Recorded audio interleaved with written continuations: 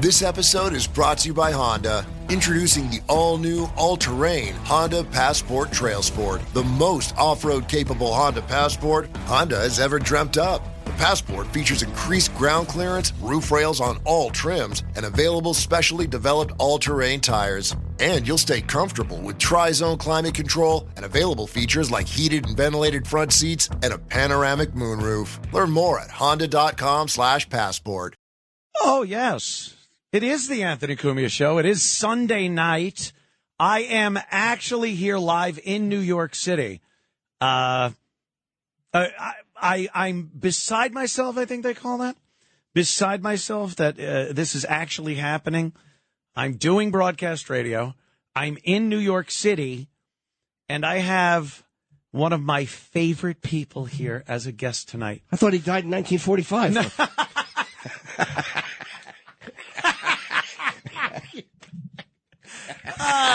Yes, the inimitable voice of my guest for the entire show. I took the segment thing and threw it away because my guest will be here. Comedian extraordinaire, actor mediocre, and a good friend of mine, Jim Norton. Jimmy. Delighted. I am, like I said, I'm stunned that this is even a thing. It is crazy. We're on radio in New York again and looking out the window at car. Like, it's so bizarre to be on regular radio in New York. It is. And I was thinking about that. The last time this happened was K-Rock. I think that was the last time we were on broadcast radio together. We would do K-Rock in the morning and then do the walkover to XM satellite radio. And that was many, many years ago. I remember that you had to put the shopping cart had to be pushed and all the equipment. It was such a nightmare. Oh, it had like some kind of archaic satellite system in it. And, yes, Steve would, push it. And you would buy inappropriate magazines from the magazine stands. That's right. And something inches. Yeah. Yeah, it was really fun, but it was inconvenient. It kind of, broke the show up a little bit. Some days were great. Yes. Some were like, oh my God, get us over to the studio. But Rich Voss used to stop at some of the restaurants along the way and do impromptu, spontaneous stand-up for people that, it was early in the morning. They're just trying to get their bagel and coffee. And they're like, sir, what are you eating there, sir? And the last thing they wanted was just to be teased by an abrasive man. Yes. He's just so abrasive. Even when people like him, they don't really like him because he's just abrasive. No. So if you're minding your business, having your coffee in the morning, that's the last thing you want. My voice is a little scratchy, you could tell, a little cold. Oh, what was hitting the back of her? There he goes. Oh, boy. Not what you think. Just, dab it in a little NyQuil and shove it back there and see how you do. Yeah, I'm a little clogged. Oh, my bad. Also, Erock is sitting in just to watch, but I have to acknowledge that he's here. Erock's been such a part of our satellite radio thing over the course of the years, and then he was working with me over at Compound Media for almost a decade. So, Erock, how are you, sir? I'm good. I'm here because I didn't think you'd have enough to make fun of for 3 hours, so I figured I might as well come in. And, as fodder. Yes. Fodder. I'm trying to put up a little... Fodder for a feeder. Fodder and fodder every day. It's so mean, I know. Hold on a second. I'm trying to put up a little post. Oh, you're posting on social media? I really am an old man at this point. I got my glasses on. I'm hitting the wrong buttons. I'm panicking. It's so hard to keep up with it, and you don't want to. If you make one mistake, you could be brilliant at posting in the internet. If you make one mistake in front of people, it's like, okay, boomer. Yeah. All right, boomer.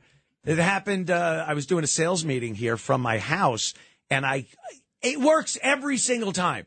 And then I'm there on camera going, wait, they can't hear me, and it's just me pushing and trying to sign language the sponsor and the sales staff, and I'm like, wait, 1 minute, I got it. I'm just I look like a buffoon. Plus the plus 24 font size on the phone doesn't help either. Yeah, well, that's, but I got my crazy big glasses. These are my Sheriff Chief Brody glasses from Jaws. God, they are Chief Brody glasses. That's awesome. It's hope you have a quint ending.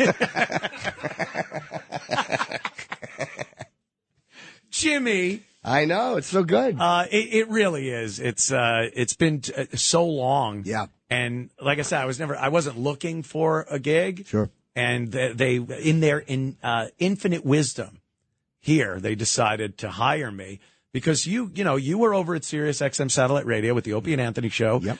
And back in 2014, I guess it was, I got the boot. It was July 4th weekend. Yes. We were off. I remember where I was when my ex, Jen, called me and told me that something happened. What was her birth name? Well, it's funny because that is who I was on. That is who I was on a date with. Not Jen, but let's just say another young lady. Oh, okay. Yes. Wow, it goes back that far. God Almighty! Wait, not with Nikki. It was another girl. But yeah, it's just before I met Nikki. Okay. So yeah, it was back then. I remember because I had just also bought a brand new Jaguar. Because the money's just rolling in. Nothing can stop us. Da, da, da, da, da. And I'm like, oh, God, what am I going to do? It was like, I talk about not having regrets, and it's easier when once you go through, especially years, to look back and go, well, I'm happy where I am now and what's going on. But at that moment, and you were through one of those also at NEW when we got fired for the Sex for Sam St. Pat's Cathedral debacle. Yep. And there's nothing worse than right when it happens. And our agent calls and goes, they're terminating you. You're like, oh my God, what am I going to do? Did I screw this up? Am I going to be back on a ladder and a rooftop, putting in air conditioning and heating? It was frightening. Yes. And then you do realize, and it's kind of comforting that, in a few years, it takes that long sometimes, you realize like, oh, I wouldn't be where I am now if it wasn't for that. And I always look at it like I'd have been fired 15 more times after that. Yeah. So it doesn't really matter. But it was, that was some stressful times. It is losing a gig. I remember when it happened at NEW. It's terrifying. Yeah. Because you're like, I'm never going to make the money again. I'm never going to make this money. Yeah. I have no future. There's nothing going to happen. Well, and, you were right. I was just going to say, I knew I was too long of a setup. I was just about to say, and I was right, but I handed it to you. Thank you. I handed it to you, and then I tied my shoes, and you put it where you should. But it's, it's so bizarre when you lose a gig. Like, you're like, nothing is ever going to come around again. And even now, I'm not with Sirius. I'm not, it wasn't a firing. It was just, it was kind of the way they did it. But when you get that call, like, we're not going to renew, I was like, all right. And it's funny, you miss knowing that the money's there. Yes. But it's nothing in my life has changed. Like, nothing. Yeah. I've seen no change whatsoever. But I don't know, financial stability is a huge thing. Yeah. And having a steady check come in, you almost take it for granted after a while. And you don't realize that, well, I might not need that. And it gives you a little bit of power over your future. You can go on and do what you want to do. I wanted to go away every single weekend and work, and I wanted my wife to hook at a bus station. So we're both kind of doing what we need to do to pay the bills. That's what she was meant to do. Hook at a bus station. That's terrible. But, like Erock has been the rat of XM satellite radio, Sirius XM. He tells me everything going on. And it's great because they just are making terrible decisions as far as talent goes and the whole thing of getting a celebrity with a name, just stick with you. Absolutely. A nothing that will help you not at all. I'm trying to say without cursing. It is a little tough, It right? certainly is challenging. Wait, what else starts with C?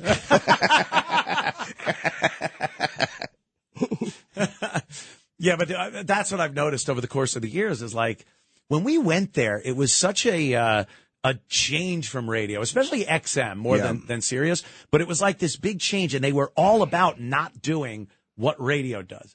And now XM was. Yeah, XM was, not Sirius not XM. Sirius, yeah. And it's so weird that technology went from having to put a satellite up orbiting the goddamn planet. Yeah. And now you just pick your phone up, and I could listen to Spotify and make my own playlist and things like that. But the only real commodity left is personality driven. They can't just make that out of thin air and put it on. So they try. Yeah. They try. Yeah. Well, they hire these celebrities, big names. Sure. And they give them hundreds of millions of dollars, and they don't bring anybody in. Because they're not really that interesting. Like, most of them are very guarded.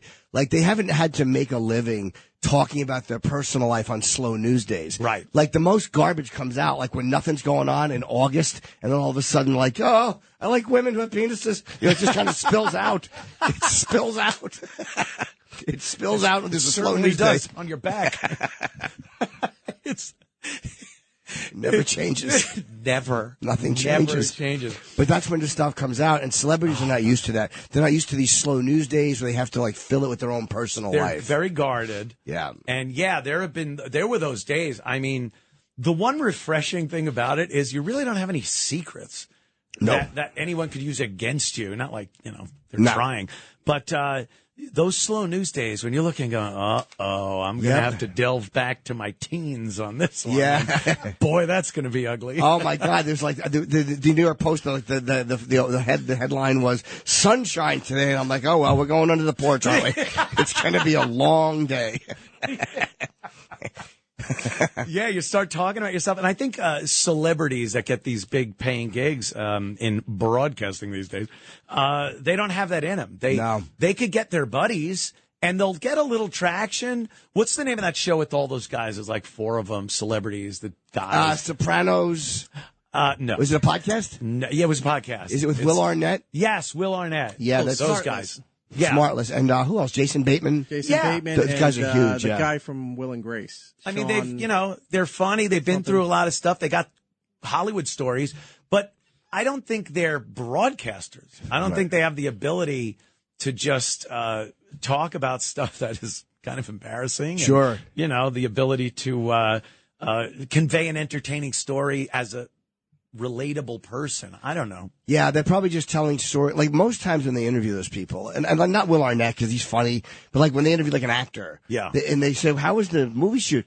They're like, "Oh, it was so much fun on the set." They give you nothing, and you're like, "That's not interesting." It's those satellite tour answers. Yeah, they're sitting there talking to Access Hollywood or something. Oh, and it was the same story they've told 50 times to 50 different people. So, yeah, I would feel stupid doing that, like saying the same thing over and over on one day. You're sitting in a studio doing that, but that's like their gig. It certainly is. And podcasting too. I don't even think of that as broadcasting per se. It just seems like it's a whole different animal.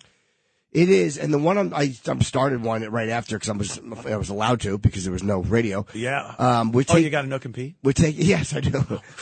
No, I'm kidding. I'm saying that they did during the thing. They wouldn't let me do my podcast. So, like, once it's over, you can do what you want. They tried pulling that on me. Really? Yeah, I told them to go F themselves, and then they fired me. Oh.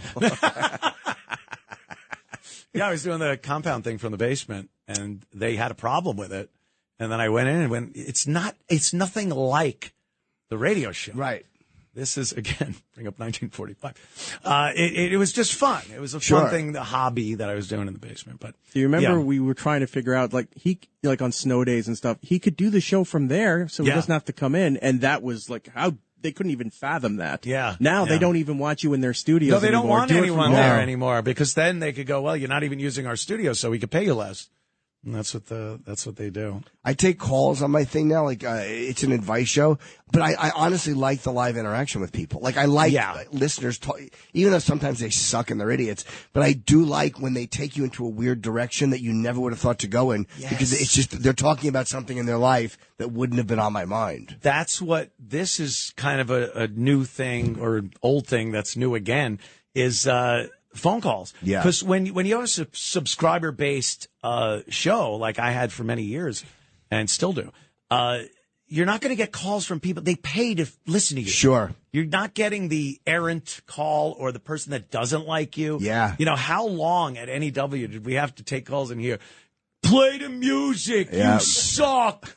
Get the lead out. You guys are going to be gone in a month. All that stuff that we heard over the course of the years. And I kind of like that. You could, get back at them. It's like a little bit of abrasion between the caller and you. So having calls, and we will take calls. And by the way, I do want to say that you do have a show. It's Jim Norton, Can't Save You. Yeah. And you have celebrities on, comics, stars of stage and screen. I've had, Neil deGrasse Tyson is this Wednesday. Oh, wow. He's a great guest. Yeah. We had George Santos in, who was one of my favorites, from Long Island. Yeah. George, he was hilarious. It's been a very interesting mix. Mark Norman was great. You were great. From Tim Dillon. Yeah, from what the hell was that? That Broadway show that he did, and then it was a movie with De Niro. Oh, Chaz Palminteri. Yeah, Chaz Palminteri. We'll talk about more of your show, and we'll take calls, and we'll see if people want to call up with their issues, and we'll do a Sure. little. Hold on, I have a long story I want to start. We'll be right back. Anthony Cumia Show. We're back. Anthony Cumia Show. A great Sunday night because my good friend Jim Norton is here. Yeah. And we were just talking about what you're doing now. You got Jim Norton Can't Save You. Yeah. And I was on it. It was great. I had a great time with you. And it's a little strange in that you do actually give people sound, or at least, as sound as you can. The be. best I can do. We all know my limits. Yeah.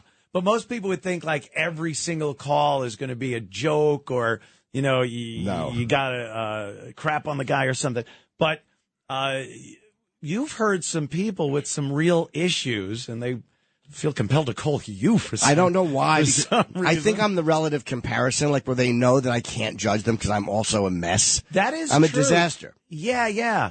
I guess people in therapy, they look at a therapist or a psychologist or what have you, and they got to be like, the person actually went to school, got a degree, so how could they possibly relate to me? Yeah. And then, a piece of garbage like you. 100%. Or me. They know. I get it. You and I have both scraped the bottom of the barrel with our teeth. We get it. Two garbage people. And so have you had so far, because you've done a few shows now, have you had somebody that you got on the line and was like, oh, boy, maybe this is out of my league. I need to refer him to. No. I mean, once you get past a few, I think I want to commit suicide. And that's just my wife. Well, she's already hung. Oh, you okay, Grandpa? Yeah. You're like Don Corleone in a tomato patch. You're spilling it. Stop. I have that thing in my like it's not that bad of a cold, but I feel like if I laugh too hard, I'm gonna cough a lot. That was funny. That made me laugh. Yeah, Freddie Mercury had that too. Yeah, he certainly did. But at least he had fun getting it. Yeah. I just talked to a comic at the cellar.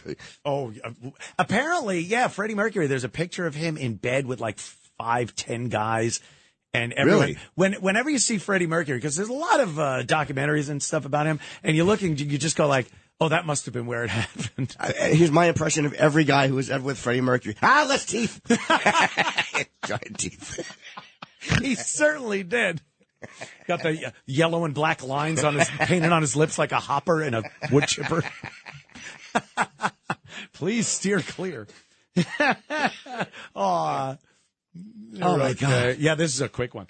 So you got that going. Where can people get that? Just on YouTube. It's YouTube, Jim right? Norton Comedy, or go on to Apple Pods, wherever you're going to get your stuff. It's fun. Who'd you have there too? Mark Norman. Mark is great. Isn't he funny, man? Kim Congdon is this week, and she's brutal, and in a good way, in a very funny way. I went down to Austin and taped a few guys. They've all been fun. I really love doing it. I love it. I always, I don't know. I kind of have a problem with girls that have had puberty.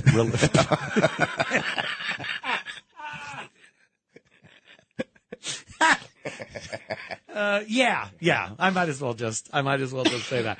Sorry for quick coughing. Break right here. No problem, my Jimmy. And we'll be right back after these words.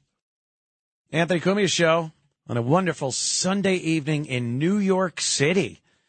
I came here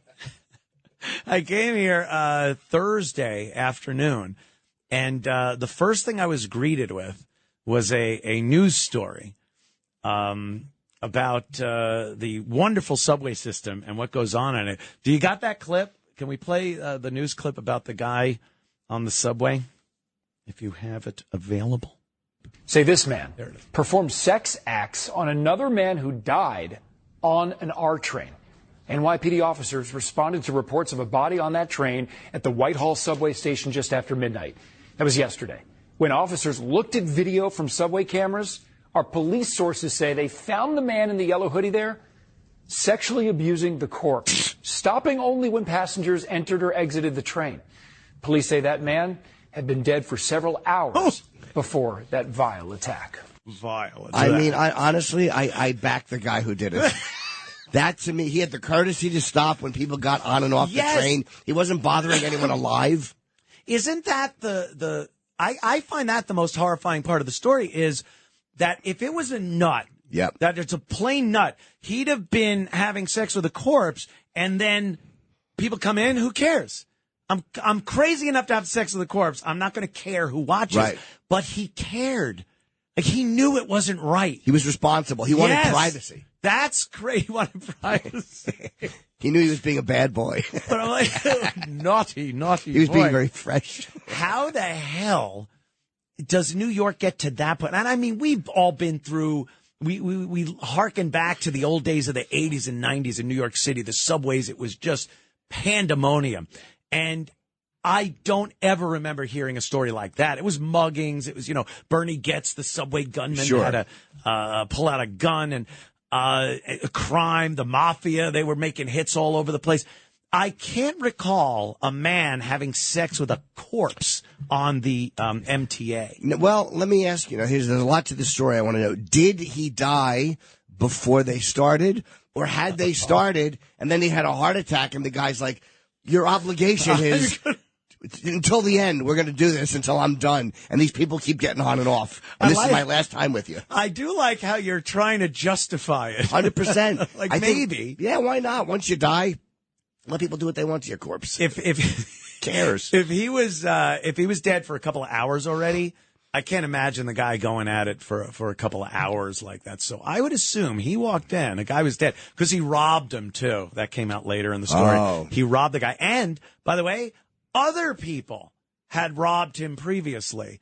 So this dead guy, it just shows, like, I am so glad I got out of this goddamn So city. other people robbed him, but then he's like, let me see if they did this. And he slid his pants down. And he's like, I'm getting the first crack at this. Ooh, a virgin. Yeah, it really is one of those twisted things that just, it can only happen in a city that has gone so far down the toilet. Sodom and Gomorrah. Yes, Sodom and Gomorrah. It's, and people will say, you walk around, the odds that something's going to happen is pretty slim, but it does happen. It does, yeah. There's a lot of shenanigans, if I may language. Sure, yeah. They can dump there. that if they have to. Sure. Yeah, yeah. And you live here. You got a great place. Thank you. And I just wonder if you ever considered leaving New York. I know it's very important to your work. Yeah. But did you ever consider? Not really, no. I could probably get a nice house if I wanted one in Jersey or whatever, but I would miss being here. Like, I love being here. And sometimes my wife will go, I want to get a house. I'm like, no, you don't. Oh, geez. You would hate it. She'd be so panicky about it. Homemaker. She's not a homemaker. She'll put on like a microwavable dinner and then go on her computer for 8 hours. It's like, that's not a trad wife. Is that like, because I watch your show and I see clips that are posted on Instagram about you and Nikki, and it seems like there's a lot of like shopping that goes on. Yes. You get a lot of Amazon boxes. It's insane. Like, if I walk home and there's no boxes, I'm like, oh, my wife must have died. Like, she's probably dead upstairs. Maybe I'll drop her off on the subway. Well, you also expect no box. Right. But, no, because same thing. I come home and there's just boxes at the door, and down in South Carolina, you burn, the boxes along with the crosses, but they got a fire pit and just burn them. I don't wrap them up and save them for the garbage man. And it is an inferno because there are so many boxes, and 1% of it is me. Yeah. And what she does and why she's such a sneak is she has an account and I have an account, but she knows that my accountant checks her credit card. That's good. That's good. It is keep an eye. It is good. Yeah. Until she figured out how to order off mine. So I see all these things that are Jim Norton, but they're lip liners. And then I'm like, it's just, she's doing it like to beat the system. So my credit card goes higher, but she's like, look, I only spent $1,000. These are Maxim condoms. They're not mine. They're Magnums. Maxim. Suck. I suck. Ugh. It's What's wrong with me? Maxim. Oh, Magazine cups. Oh, Uncle Anthony. Those are what are those? The Maxims? The Maxim sizes. Screwed that up. That's all right. Happens. Stink. No, I know, but it's an unfixable. Oh, I know. Because I knew what you meant, Yeah. but it didn't matter. There's just no way to fix that in post. It was years ago when we were doing the O&A show, and before you came on board, screwing up or bombing was a nightmare. It was something that we would just not want to acknowledge. You look down, you plow ahead, and the face you would make. And I still watch videos to this day when all the comics are in, and DePaulo and Voss and Patrice and Colin, and someone would bomb. They'd say something that was not funny, and you got this look of joy on your face. Yeah. Like smiling, nodding your head, looking at him, going, "Yeah, that tanked." There's something so satisfying about it. Like I truly do love unfunny things sometimes. Yeah. Like I 2 sets last night I had. Neither were particularly good. I didn't bomb on purpose, but it just wasn't going well. Right. And I was just really enjoying it. Like, this is not going great. I'm trying this stuff out. That's weird. I would understand if you're watching someone doing that, but you yourself are kind of chuckling that you aren't going over well? I told the audience, like, this one's my fault. I'm like, you're a nice crowd. I really have let you down. And I meant it. I wasn't angry at them. I was just kind of being a little self-indulgent, and I couldn't find anything funny. So I just told them, like, I know this sucks. You've shown some masochistic traits over the years. Sure. Tonight. Yeah. Doing this show. Yeah, but I never thought, like, if you're up on stage, because anyone would imagine if you're up on stage, especially as a comic, you just want to kill. You want to do great. And I'm sure you want to, but you don't.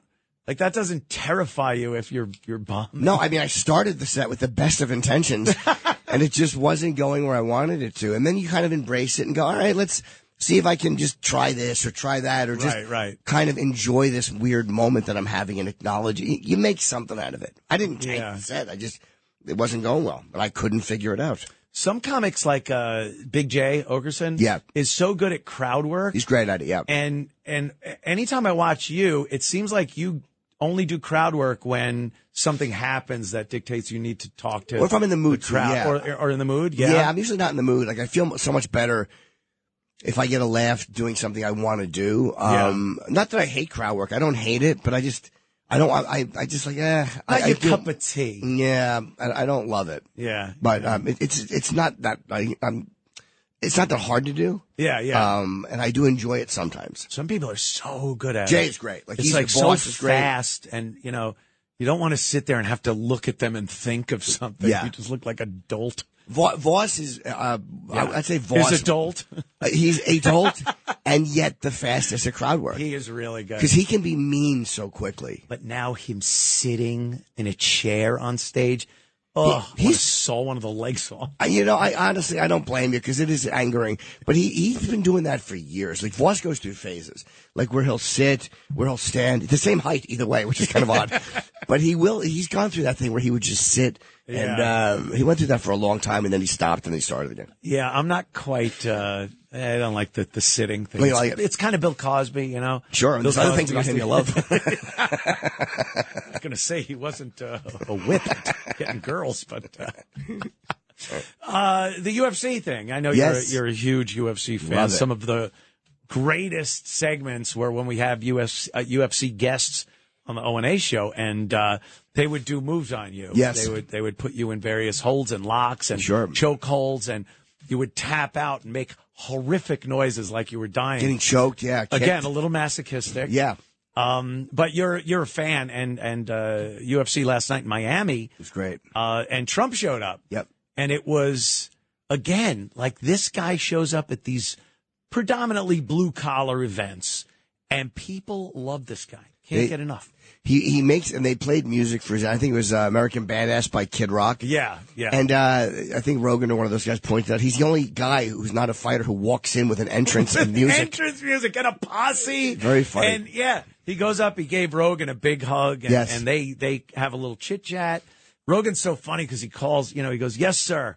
Thank you, sir." Yeah. And it's like, oh, God, this was, before he was president in the first place, back before 2016. you would just be like, hey, there's Trump. And then all of a sudden it's Sir, Yeah. Mr. President. Me and Louis took me to a fight years ago. It was a Gennady Golovkin fight at Madison Square Garden. And we sat, it was like 2015. It was like when it was rumors that he was going to run. Right. And Trump was right in front of us. And we sat, like a row behind Trump and a few seats over. And so I was like, oh, it's Trump. And I was just yelling to him as Chip. Oh, no. I wasn't yelling at him. I'm like, Mr. Trump. I was just screaming. I got a picture of Chip. The Apprentice, put me on the show. That was it. Yeah. Dude, one time I was walking out. He was in my building because Don Jr. lived above me for 10 years. Don Trump Jr.? Don Trump Jr. Thank you. DJ TJR. And I walked in the lobby and Trump was in there with Don. They were talking to somebody and I was going to stop and say hello. But it was, this is way before he ran. But I was like late for a spot. And I was like, I just saw Trump and I left. I didn't stick around and say hello. I'm like, I had no idea it was going to be the president of the United States. No one did. Because he used to call us a couple of times, or we would call him or what have you. And, it was Trump and he was hilariously funny. He was plugging The Apprentice. And then I think one time it was alluded to that Trump had called our show instead of us calling him. And he's like, he got mad. He got really mad. Like, no, I didn't call. You called me. Make sure people know that. You guys are slobs. He called us slobs. Yes. So he's definitely perceptive. Yeah. He's not wrong. And later when he called Rosie O'Donnell a slob, Yeah. I was like, okay, he knows the definition. He certainly does. At the very least. But, he came in and just a hero's welcome. And then you get Bernie Sanders was at Coachella, which is ridiculous. Yeah. This guy, he's ancient in anywhere he goes. He's the oldest guy in the room. Yeah. And, trying to get young voters. Trump has made the traditional political thing, shaking hands and kissing babies. It's ridiculous now. It looks phony because it is phony. It looks stupid. And they don't have another play in their book. It's all they have. So they keep doing it. And we just look and go, really? Bernie is going to Coachella? And I watched a moment of his speech and he was standing up there and look, he's like, I'm going to keep it brief. And he goes, the future of this country is your generation. And they cheer. And it's like all of that, like the exclamation point cheer or the almost like the applause button lights up. Yeah. It's sickening. They have moments that they know. It's like, this is where the applause goes in. I'm going to say stuff. And then they contradict stuff they said. Maybe back in, the olden days, you'd have to go to a library and go to the periodicals and, he said that. That's the opposite of what he just said today. Now you could just pop it up on your phone and see them completely contradict themselves in HD video. Well, years ago, the two things you didn't have working hand in hand, autism and Twitter. And somebody will find all those clips and put them right up. It is true, man. Oh, man. It's been like, oof. Not a good thing for humanity. Or for like politicians, they'll catch all these guys saying these things and put thing. Remember when he said this and then they show all of them saying that and that didn't exist years ago. Years ago, I'm going to the microfiche and I'll find what he said 20 years ago. Now it's all out there. But I want you to listen to Bernie here at Coachella, man. And it just sounds so phony and typical politician, and he's talking to a group of people that they don't care. They don't care. Just want their molly to kick in. That's why you had to say, I'll keep it brief. Yeah, I'll keep it brief. Let's listen. This country faces some very difficult challenges. Does it? And the future of what happens to America is dependent upon your generation. It's 1969. Now you can turn away and you can ignore what goes on, but if you do that, you do it at your own peril. We need you to stand up to fight for justice. Oh, shut up. First of all, you can't turn away and ignore Fight it. for economic justice. All kinds of different justice. Social justice. And racial justice. Now we got a president of the United States who... Do they not like Trump at Coachella? I agree. We'll figure that I'm out. shocked. He thinks that climate change is a hoax. It is. He is dangerously wrong. And you and I are going to have to stand up to the fossil fuel industry and tell them to stop destroying this planet. As they burn Teslas, as the same people burn the most successful electric vehicle company, which is what they were saying, you know, you don't want fossil fuel, we got to come up with something. So you get these Elon Musk and Tesla, and what are they don't know what they're talking about. They always seem like they're mentally ill. And they're carving swastikas on, which, you know, a lot of us had to pay to have done. Can't believe Kanye ran out of shirts before I got one. Yeah, it's look. I don't even dislike Bernie. I just he's a bit of a relic. He just isn't a guy that seems to get passion. Like, people don't seem passionate about his message or him. He'll get people at Coachella to cheer, but if he thinks he's going to change anyone's mind on anything in this country, it's he had his shot and he blew it. He blew it. Like a couple years ago when they screwed Hillary, and the Democrats screwed him. And I think that's a lot of those people went and voted for Trump. And and then you see something like Trump at UFC, and it's a hero's welcome. It's badass. And for how much people want to go like, oh, really, is this the president you want? Apparently, people like a strong guy. They want to see, you know, it's like a movie. This guy's like a movie president. I was at UFC when he was there once. It was when we interviewed him like a year and a half ago. And he wasn't the nominee at this point, but he still had, 8 Secret Service, 12 Secret Service guys. And we were sitting in the row behind him at UFC.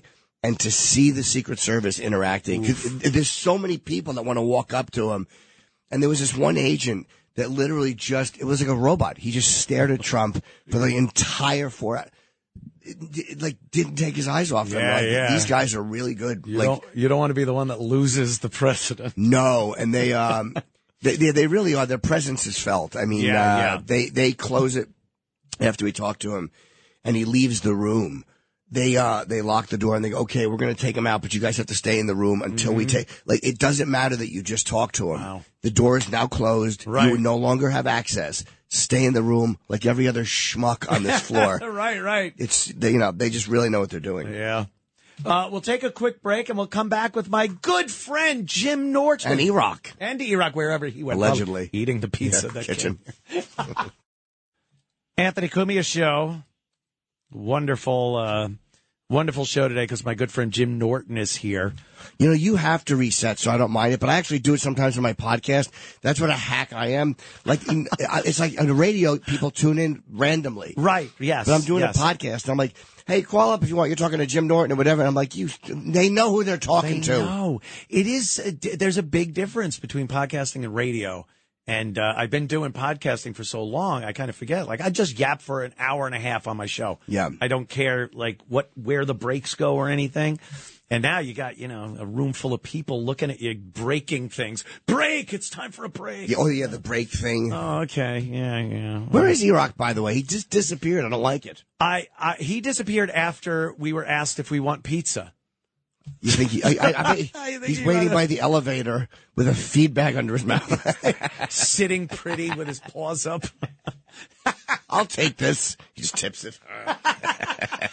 It's just, open the box, it's just eaten crust. No, he'd eat that too. Of course. Who am I trying to kid? We'd be like, where's the box? You'd see a little piece of box in his mouth. Well, actually, no, you wouldn't. Oh, what's that? I can't laugh too hard. It's crazy. Did my voice sound terrible? It sounds sultry and sexy. Oh, here he is. Oh, you just look terrible. Thank you, Eric. Oh, Erock. That hurts. We were talking in the break about. I did a quick video about Gig Young. Yeah. And New York's an amazing place. There is so much history, and it's all different. You could do things on any topic and find landmarks or something. Like the New Yorker Hotel is where Tesla lived out the last years of his life. He was in his 80s, and he was just alone in a room. This guy is responsible. Look around at every technology we use. Tesla was absolutely integral in making that. Edison ripped him off. Hoo-hoo, Robin. Edison ripped me off. Hoo-hoo-hoo. What year did he die, Tesla? I think it was the 40s, just before or after the war, something 44 around there. And the story is he used to go into Bryant Park from the hotel and feed pigeons like an old cartoon. He'd sit on the bench, and he was in love with one particular pigeon. In love with it? In love. And he'd feed it and love it. Well, not, in that sense. Do you think he just loved it as a pet, or did he have like a weird sexual vibe for it? From everything I've read, it seemed a little more than just, hey, I like this pigeon. He's cute. What's the difference? Why would you assume it's a he? you mo.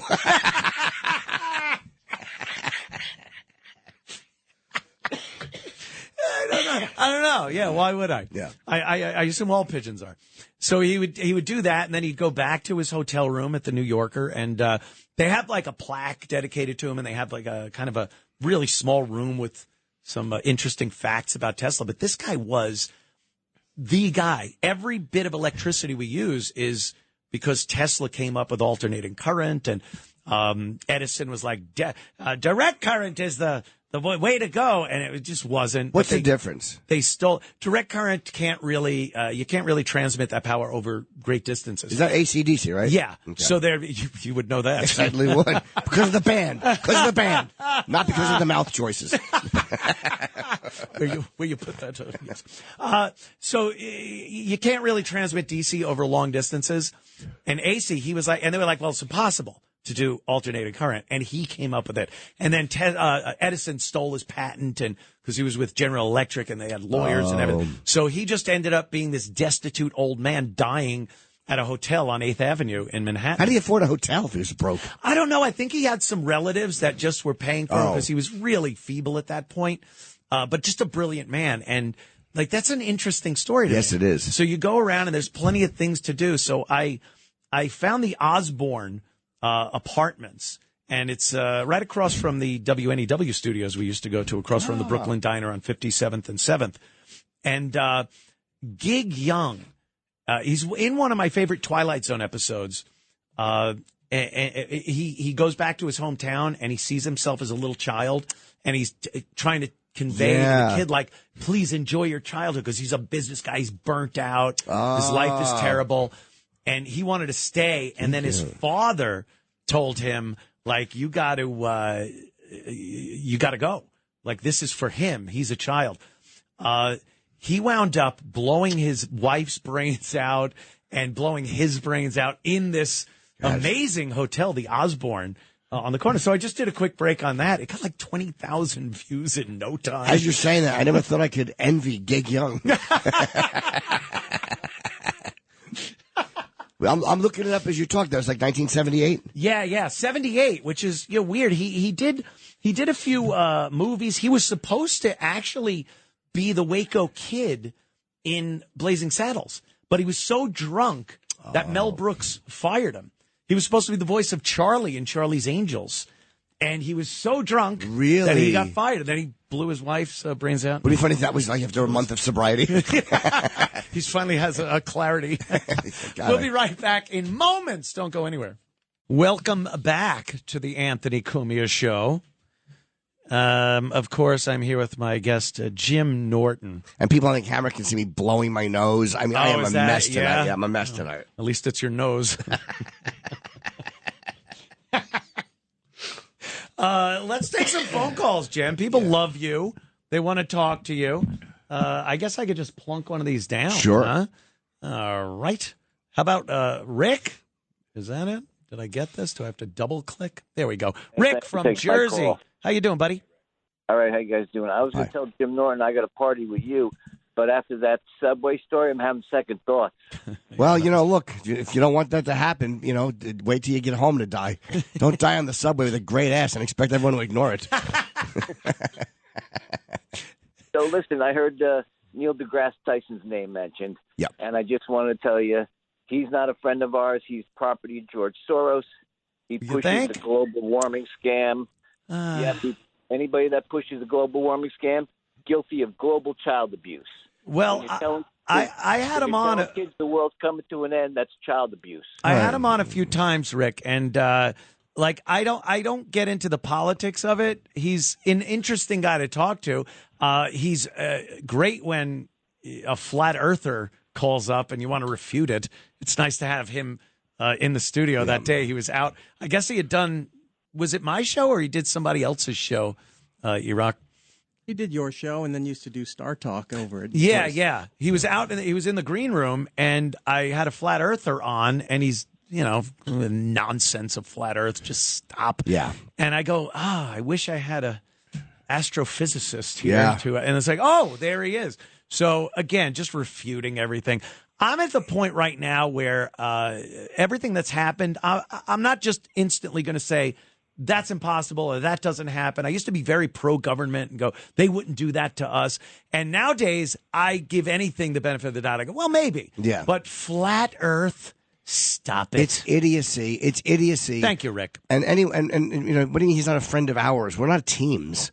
We're just individual people. I love Neil deGrasse Tyson. Why? He's a genius. I don't care what his politics are. Dear friend of ours. I mean, it's not, regardless. It's not a team sport. Like, no. I don't care what he thinks about other stuff. I want to talk to him about light refraction. Yeah, all of a sudden, you're not going to pay attention to anything he says because he believes in climate change or global warming or whatever the fuck. And he loves whatever touching the hell. Jim. Every time he's in the studio, he's constantly leaning and pawing on Jim. He does. I'm like a squeeze toy, and people just feel comfortable. Like they get their tension out squeezing me. But I had him on. We did like almost an hour and a half, and he talked about everything, his feelings about religion and Christ. It was very, very interesting, the conversation. It wasn't all about science. Right. He got very personal, and I love him. Oh, that's great. Yeah. When Wednesday. Wednesday? Yeah. All right. I don't know how anybody doesn't like him. Jimmy does that. I know. It's politics. People get, like you said, it's one team or the other.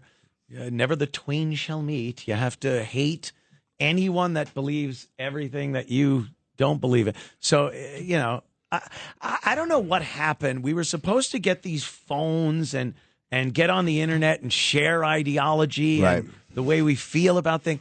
And it was supposed to bring us together. Well, whoopsie, that didn't quite happen. It seems like we're a lot more divided now than we ever were. Yeah. Let's go to Don. Is that Don on the phone? Where are those pictures I was supposed to see? Don from Canada. What's up, my friend? Hey, fellas, just a couple of things, and then I'll get out of your hair. Not Jimmy's because he doesn't have any. Oh, sir, please, with the fresh talk. Pubes. Yeah. What, am I dead on the subway? Okay, I'm not going to let that one go. I wish. I know, you'd like to be behind me. Speaking of dead bodies, I worked at a crematorium in the early 80s out in Anaheim, and it's probably the most interesting job I've ever had in my life. Jeez. Isn't that a little morbid? Like, do you have nightmares? Yeah. Do you get the heebie-jeebies? You don't just feel like you're doing something, that would be creepy. Yeah, you would think that, but you get used to it real quick. Oh, no. Did you ever touch the private parts of a body before it went into the fire? I wanted to say I didn't molest anybody except some of the Mexican groundskeepers. Why would you molest them? Why? Because they were alive. Oh, okay. Only living. Right, yeah. Well, that's good. All right. Then you're not weird. Yeah. All wow, right. that's weird. That's something though. Did you watch them as they turned into ashes? Oh, for sure. And the most interesting thing about it was after you sweep them up, you put them in this thing called the grinder. Right, because there's still bones. Grind them up. Oh, God. Yeah, people think. Is that what that is? I saw that on your phone. I was wondering. And then you have to reach down inside and clean like metal and stuff off of the screen, like pacemakers, hip joints, staples, and what have you. Right. Ooh, wow. And then you don't give it any thought that it was a person and anything like that. They're just a product for you. No, I always thought that they were, and I handled them with the greatest of care, knowing that they were somebody's aunt or grandfather or what have you. Before you torch them. It just seems odd. Yeah, laugh at that little charm bracelet is just going into a fire. Won't be hugging her no more. All the little grandkids' names charred on the hearts. And you figure all the times that thing jingled as the hand went up and down, up and down.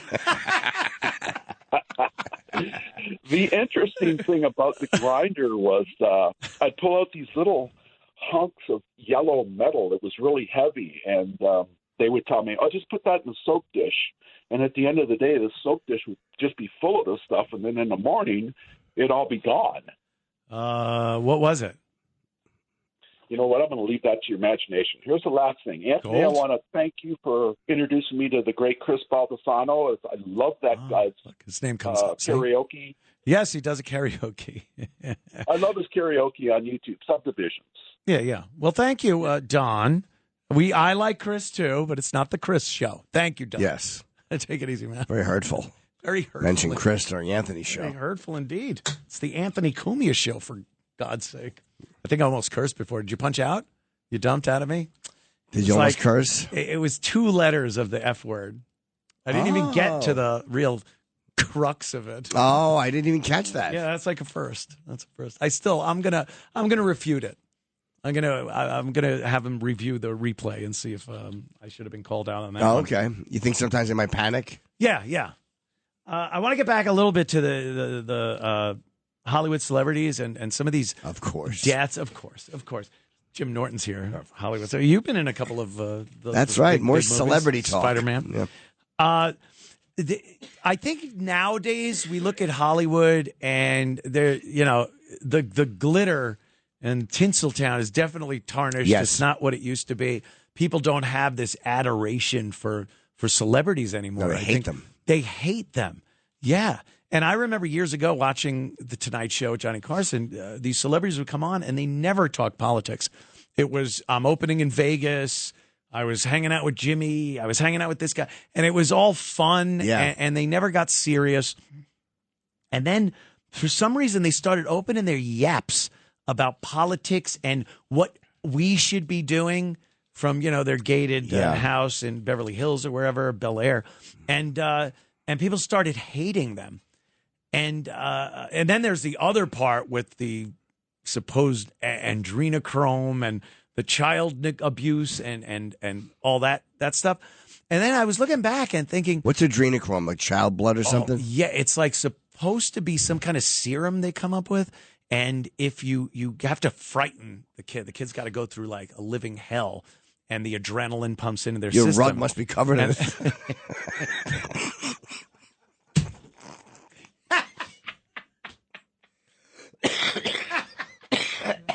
Yeah. And they somehow consume it, and it's like the fountain of youth kind of a thing. Oh, okay. It keeps them good looking and popular. Yeah, and that's so. There's so many of these stories, and then you see real life things happening, like what's happening with what's his name there, Justin Bieber, and Britney Spears is a mental patient. She's always been crazy, though. She's always been nuts, and you look back at her father, like, hey, maybe he was right to try to put her in a conservatorship because she's crazy. But why was she crazy? Because no one thought she was crazy back in the old days where she was doing the videos and everything and was popular. She was just a pop star. Maybe they hid that from everybody, but later on you realize, and you can only assume it's because they go through so much horrible trauma, being run through the Hollywood and the music industry mill. Justin Bieber is out of his mind. I mean, he's out of his mind, and all those stories are coming out about the Diddy parties and what happened to this kid when he would go to the Diddy parties and whatnot, and like that's part of this celebrity cabal. How much of it is that, though, or how much of it is just being that famous when you're that young? Like, it's crazy, like, when the whole world knows who you are when you're 15. Every mistake you make is documented. Every dumb thing you do is like, everyone sees it.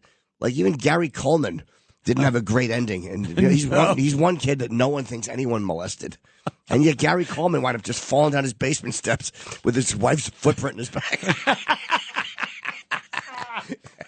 in his tiny little security guard uniform. Oh, my God. Oh, God, what a horrible ending. I mean, he's the cutest kid on earth, and all of a sudden just something happens. Yeah. There's a string of Mr. Big rolls, and then he refuses to sign My Different Strokes. Remember he wouldn't sign it? Yeah. It could be, like, that whole Different Strokes thing, all the kids, Dana Plato and what you talking Todd about, Bridges, Willis, Todd Bridges, they all had issues and huge problems. So you think maybe it's just Combination. Some people probably because they were sex, and some people probably just it's being that famous. But then you get someone like Leonardo DiCaprio, who was a child actor, obviously, and he seems, who knows, but he's definitely not. He didn't kill himself. He doesn't have these drug problems. He does seem to like 25-year-olds. Sure, so he's perfectly healthy, normal.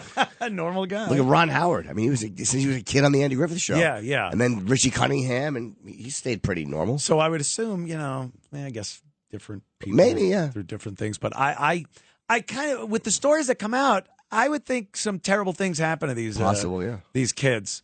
And, that's kind of the newer thing we get. But the old school Hollywood was just as bad in other ways. Oh, my God. They were all drunks.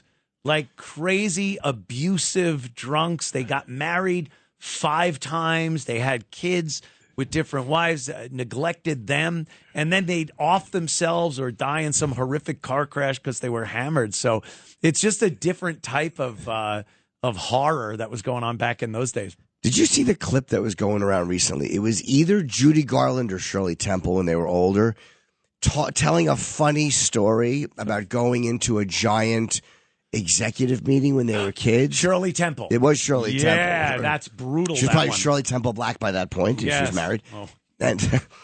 And she said that they split her up, and then her mother went into one room with one executive, and she went in. Yeah. And I Googled the guy. He was a real guy. And she said she walked in, and the guy was just naked, or he took his clothes off. And he was like 60. Yeah, and she started laughing. It's a fun story. She's a kid. Sure. So she saw it, and the guy got mad that a child was laughing at his well, manhood. It's humiliating. Yeah. But, just terrible people. The casting couch stories, they all got to come from some element of fact and truth. And she was talking about it and laughing as an adult about it. Like, my mother said the same thing happened to her. Like, they just didn't look at it the same back then. Despicable people. It's crazy. Come on in here. Yeah. Here's my penis. We'll be right back after these words. Stick around, won't you? Mm-hmm. Anthony Cumia Show. That's me on this Sunday evening with Jim Norton. Erock hanging out, too. Having a lot of fun. I like my friends. Oh, this is great. I love it. Don't forget, Wednesday on Sid's show, Sid's morning show here, Donald Trump. He'll be talking with, you might have heard of him, the President of the United States. That's awesome. Which is insane. Like, I remember Sid at NEW and, sports guys. Sports guys. And now he's talking with the president. The president actually, I've heard some stories. The president really likes what he's doing and appreciates his work with the Jewish community here in New York. And, like, those Jewish ambulance that go around? Yes. And not the ones that chase it. Those are the lawyers. The ambulance, they dedicated one to Sid. They put his name on it. And that's like a big honor. And I saw some pictures earlier of Sid at his Passover Seder at his house. So Sid's great. And he's going to be talking with Donald Trump on Wednesday. So tune in the morning. That's great. Here for that. He's awesome. There was something else I wanted to get to. I was still talking a little bit about Hollywood because there was one other celebrity that I brought up that I looked at. Albert Salmi. This guy. Who's that? He was a celebrity? Yeah, he's an actor, but he was in a lot of Twilight Zones. He was also, if you remember, in Caddyshack, he was Danny Noonan's father at the beginning, where he goes, I saw that. He goes, I bought a Coke. He goes, what are you, diabetic? I don't remember it. Yeah, he was an actor, but he's another one that decided that him and his wife didn't need to continue anymore. Yeah, you probably recognize his face. But he's in a lot of Twilight Zones. And let's see, April 23rd, 1990. So that's, but it's not a short time 35 ago. years ago. A long Isn't that time crazy? ago. I still think the 90s are like yesterday. 35 years ago. Him and his estranged wife, Roberta, were found dead in their Spokane, Washington home by a friend who stopped by to check on her. According to newspaper accounts, Salmi fatally shot Roberta in the kitchen of her home, where she should have been. Absolutely. It was either going to be there or the bathroom. I might say the bedroom. Of course. Once you're done rattling those pots and pans, get your ass into the bedroom. Clumsily tripped.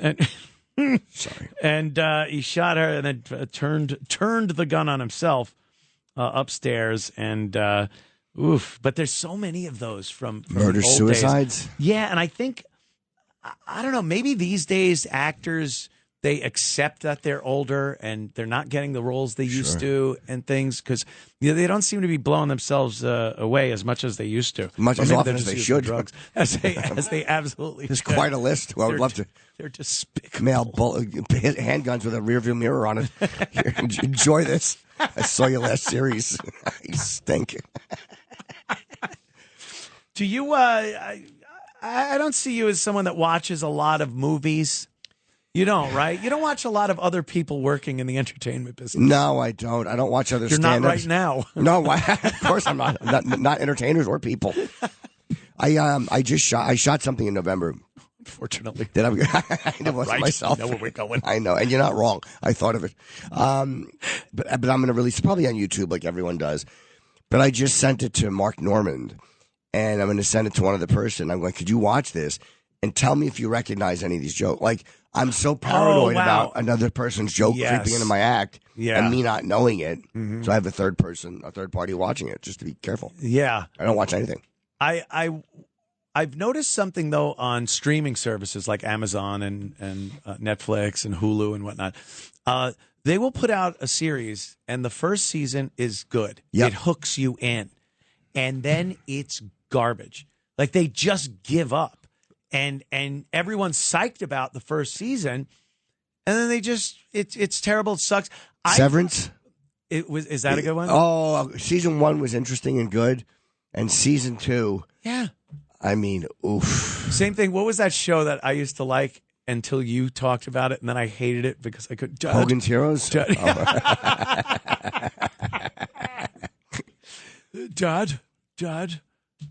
Wait, not Walking Dead. Which one was that? Dad? No. Dad, with the Succession?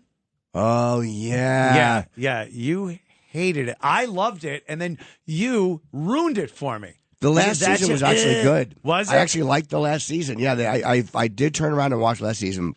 I didn't even watch it. I was just like done at that point because you had ruined it for me. Jeremy, yeah. And every time Jeremy came on and he would talk to his dad, I was just thinking like, Jimmy thinks this is garbage. It got a little annoying, yeah. It ruined it for me. Hey, Shiv. That stupid brother-in-law. Yeah. So many of those shows, though, they don't know what to do with it. After that first initial hook you get, they just, the whole allure of it just goes away. I got to take a quick break. We will be right back with Jim Norton, Mr. Rock of the E Variety, and myself, Anthony Cumia.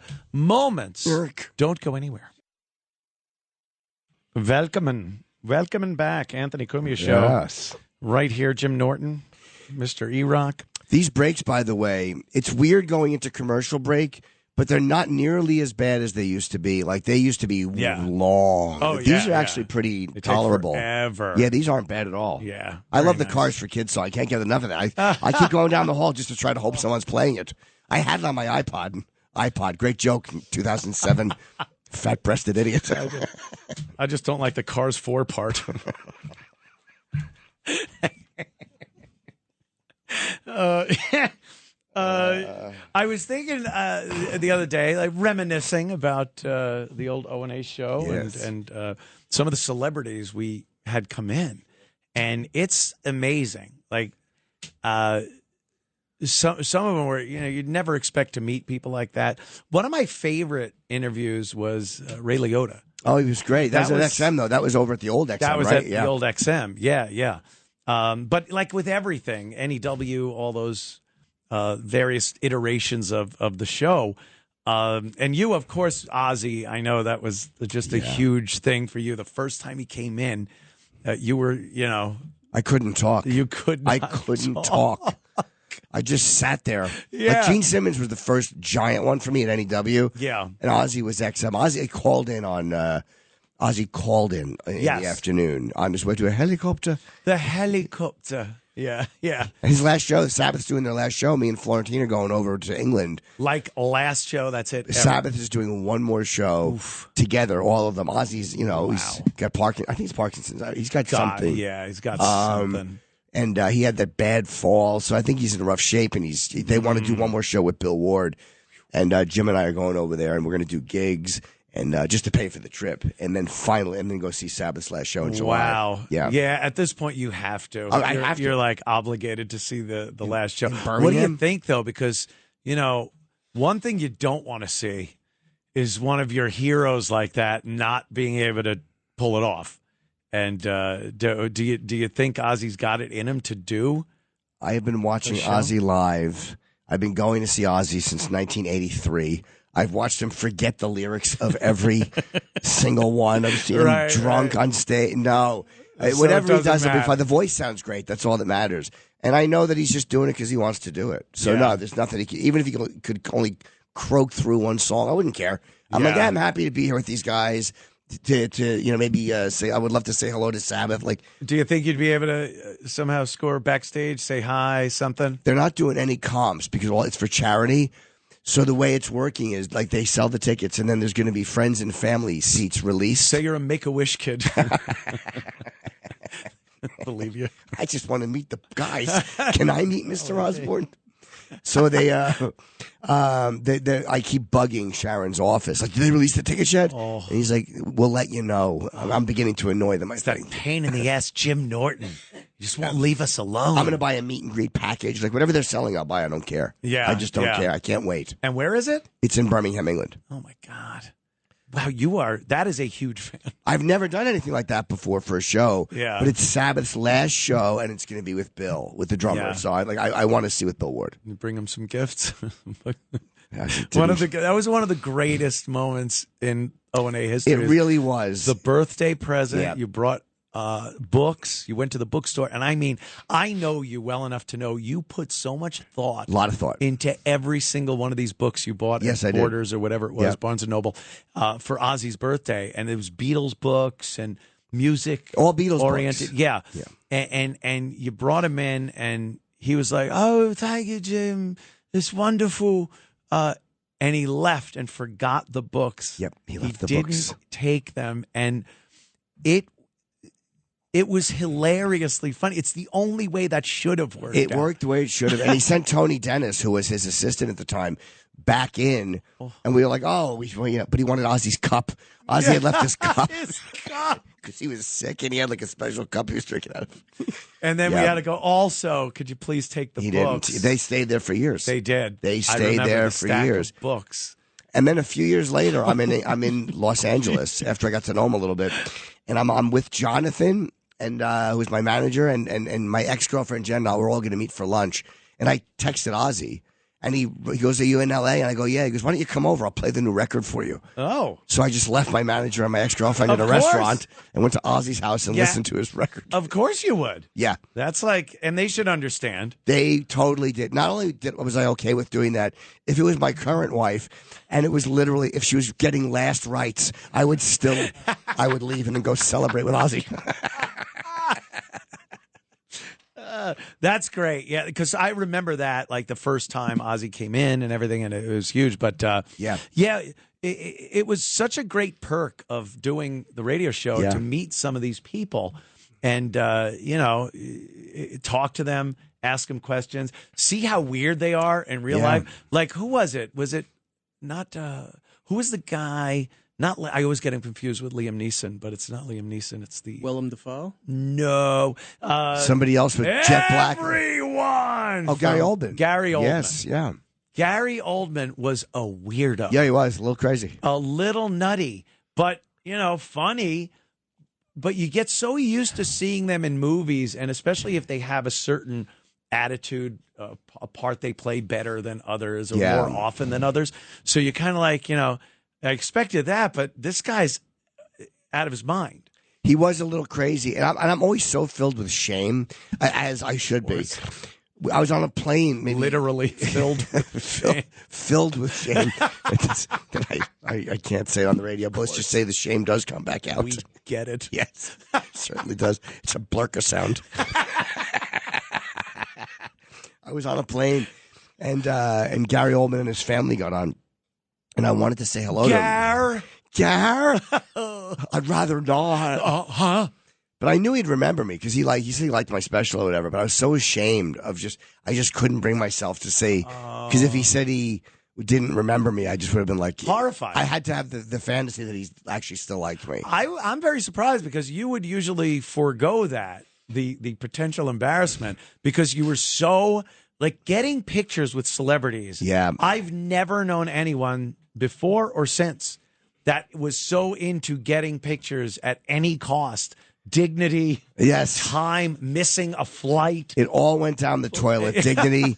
I did stop doing it though. Like if I interview somebody now, yeah, I've seen plenty of people I haven't. I'm like, for somebody I want who I really like, but I've met everyone I want to meet. So really, yeah, pretty much. There's a few left that I haven't. Sad. But yeah, I'm okay with it. Like I used to get stories out of it or whatever, but yeah. I still have stories dealing with you and celebrities. He would just throw his headphones down in the middle of you guys talking about something because we had to give him the cue to go get whatever. I didn't mind. It was but fun. He would always sit there. You have new markers? They got to be brand new markers. Yes. Just run it on this paper here for a little bit. So and I'd have to show him I ran it on the paper. Test the marker. Is your flash working? Yes. Just take a photo of me. Let me see the camera. Let me make sure the flash is going. It was kind of just before, like iPhones are great now for pictures. Any idiot can use them, Erock. But I'm teasing.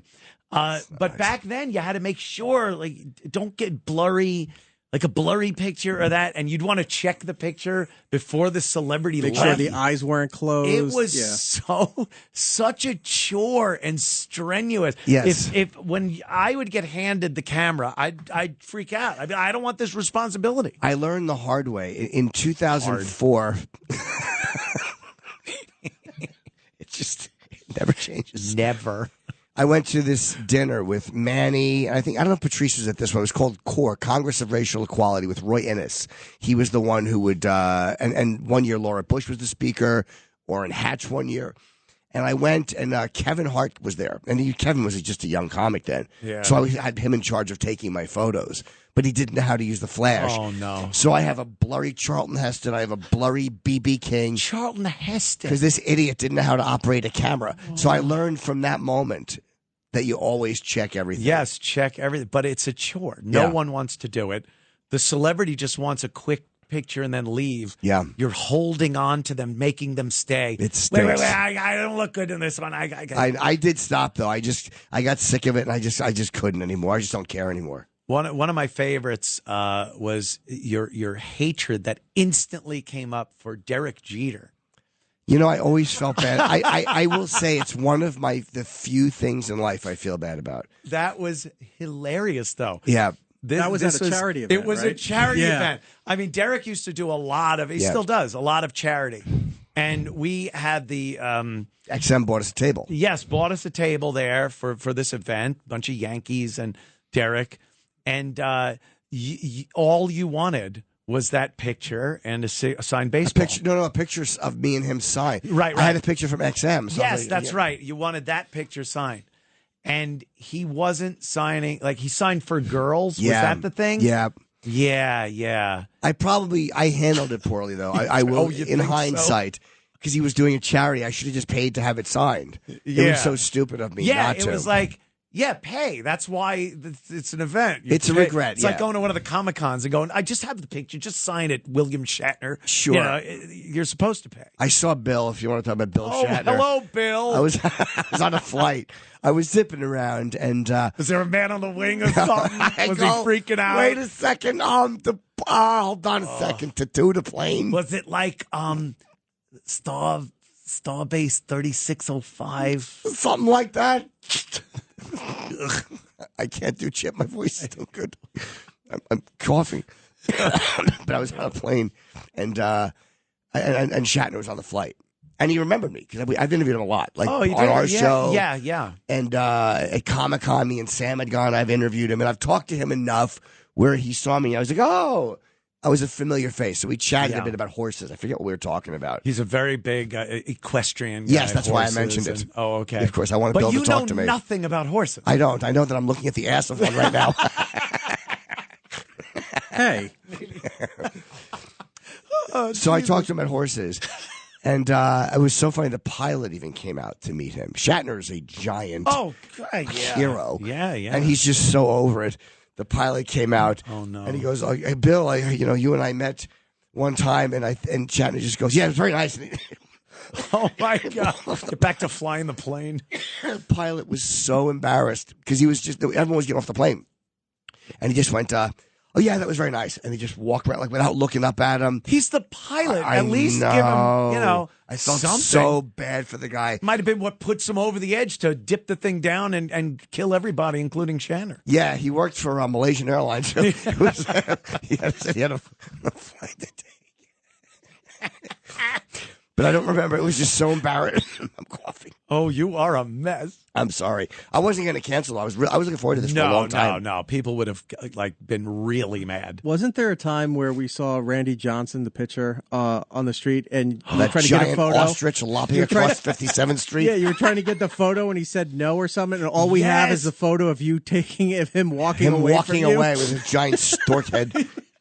It was literally like seeing Nessie, like the Loch Ness monster in front of the Brooklyn Diner. Some of the fails were better than your successes. Yeah. The famous De Niro one. And then you ended up having some type of professional relationship with Robert De Niro and having him intro your special or... there was that scene where, what was he, spanking you? He spanked me. He spanked my you. bare bottom. He was great. Yeah.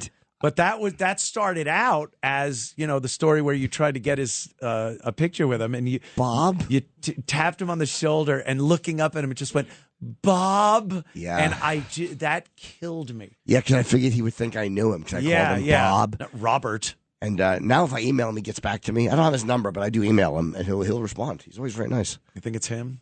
Oh, no, I know it's him. Yeah, I know it. Yeah, because I had been on an email chain with him for something we were doing at one point. And it's definitely him. Oh, okay. Because again, the responses I'm not going to doubt you. Are usually brief, and he always starts off very official. He'll go, "Mr. De Niro would like to thank you for your." I can't think of a funny word. God, I suck under pressure. I was trying to think of inquisition, or what is it when you inquire about something? Inquisition. Inquisition. But I couldn't think of it. So yeah, it's inquiry. That's the word. an inquiry. God Almighty! When these things turn on, the sense of humor disappears. A flop.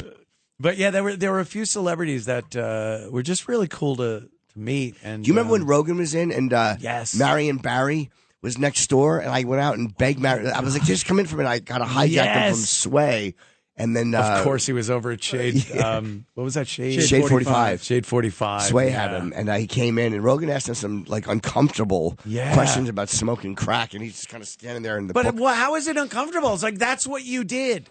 That's what you're known for, not being an amazing mayor. You smoked crack. You were caught on video with a hooker, smoking crack. So, yeah.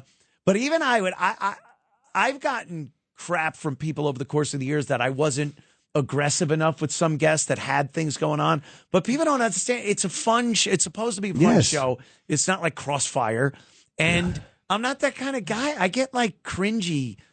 Putting people in uncomfortable position. Yeah. Even I had to laugh before I even said You knew where it was going. Of course. Always. Something about touching your toes in Velcro sneakers.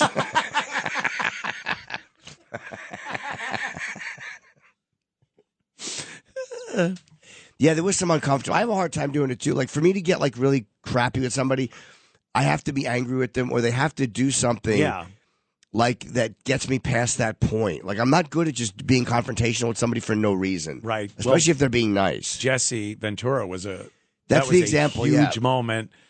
So memorable. It's on video. Yeah. So it's all over YouTube. It has been for years, and it's one of the most popular things that ever happened on the show. I still get, I'll still get messages from people, and they'll be like, "I saw it with Jesse video, he should kick your ass." And I'll write back, "You're mad about an argument two guys had 16 years ago? Yeah. Shut up. Shut up." The speed at which you came out with riffraff hairdo, that's what did it. That put it over and made it so memorable.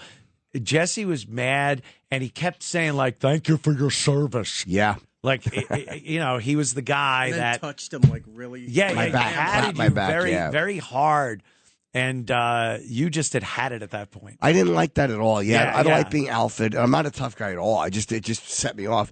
And I kind of that's another one. I don't regret the argument. No. But I regret that we never talked after because it was just so. Yeah. I mean, is so stupid. Like, I don't have any bad feelings towards the guy. I don't care about him at all. He's still alive, you know. Yeah. You might bump into him at some point. Have him on your show. I'm off the grid. I go to Mexico in the summertime, and I get off the grid. I don't have a phone. I don't have, what else? walkie-talkies. And you're like, what do you do down there? Off the grid. All right. They didn't allow me on Plum Island. I told them I was a governor, and I took the boat over. It's like, yeah, it's a virus island. But I'm a governor, a fighter, a Navy SEAL. Got it. God, what an overinflated sense of self-worth. Yeah, he really was a bit verbose about his accomplishments. Speaking of overinflated, how are you, Erock? Doing fine. That's uncalled for. It is so uncalled for. Erock, you actually look good. I don't mean that to be shocked. Right? I mean, I was happy when I saw you today. You look good. He does Thank look you very good. much. Yeah. Yeah. We'll pay for the chair. We'll be right back after these words. Anthony Cumia's show. Jim Norton joining us for the evening. And Erock also sitting here and chiming in when needed. Young Nagel boy. Young Nagel, he was I'm just here to involved. observe. This is your thing. He was involved in a lot of the shenanigans that went on. He with was. The O&A show back at various outlets. Well, let's talk to some people. I'm Sure. they want to talk to Jimmy. We'll chat with us. Us, both of us, of course, all of us, actually. How about Troy? Is Troy there? Let's talk to Troy from Scottsdale, Arizona, I believe. Witness Protection Program, Troy? Hey, yes, I'm a big fan. I actually saw you guys at the O&A softball game in Newark, New Jersey. Wow. Oh, wow. It's 2001. Oof.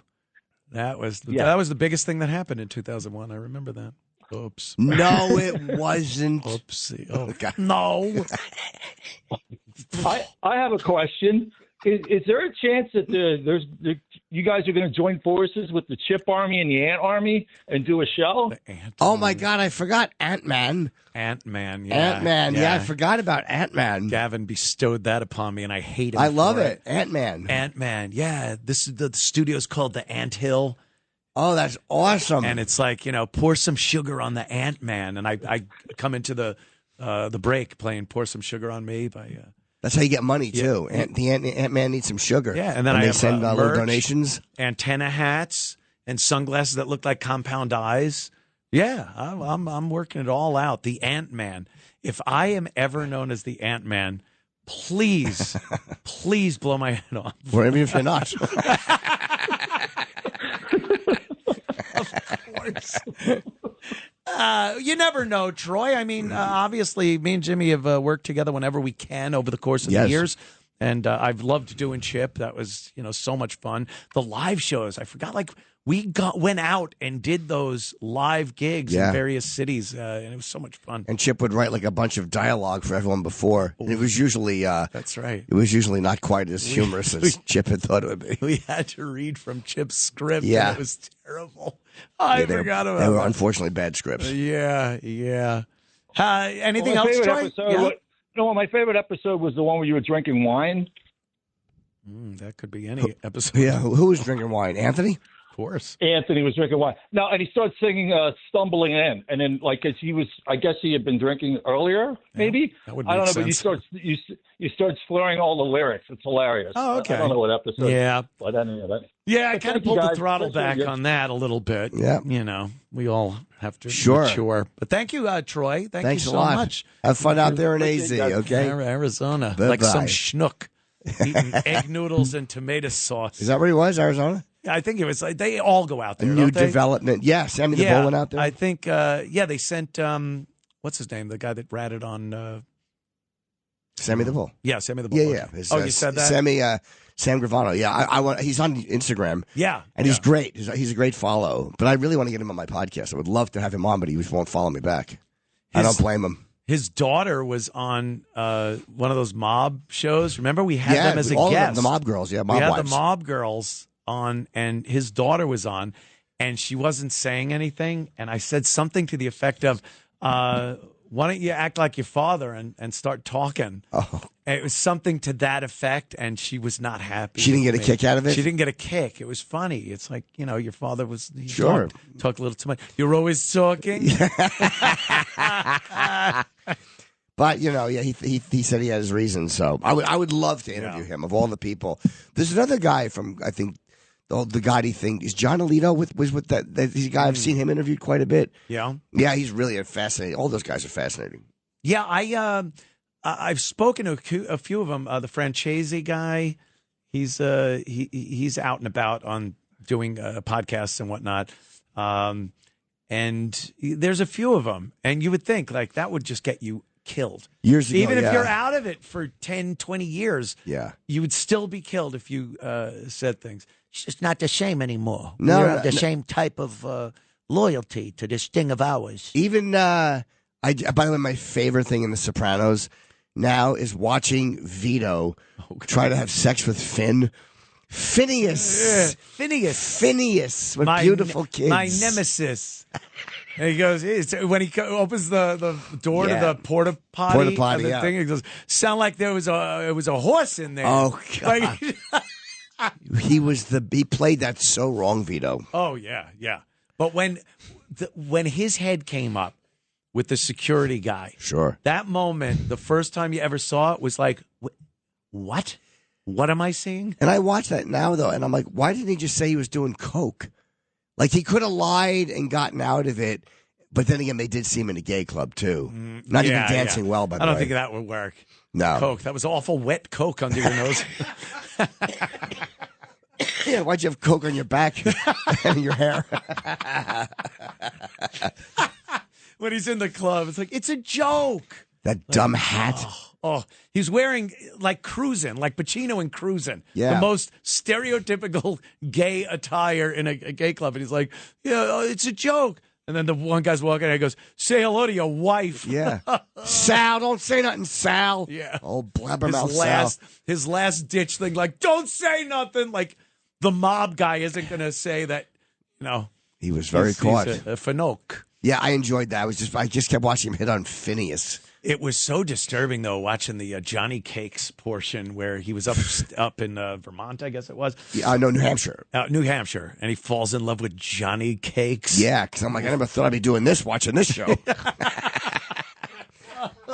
Quick, hon, melt the butter. That guy committed suicide. Yes, he did. The guy Isn't who played Johnny crazy? Cakes, the actor. I wonder if it was because of that. Like he kept getting taunted with Johnny Cakes. Who knows? I love you, Johnny Cakes. I love you, Johnny Cakes. I wonder if that drove the guy to suicide. It might have. That's not a stereotype you want if you're, old man. We'll be right back after these words. Stick around. We are back. Yes. Anthony Cumia Show. Jim Norton here. Erock here.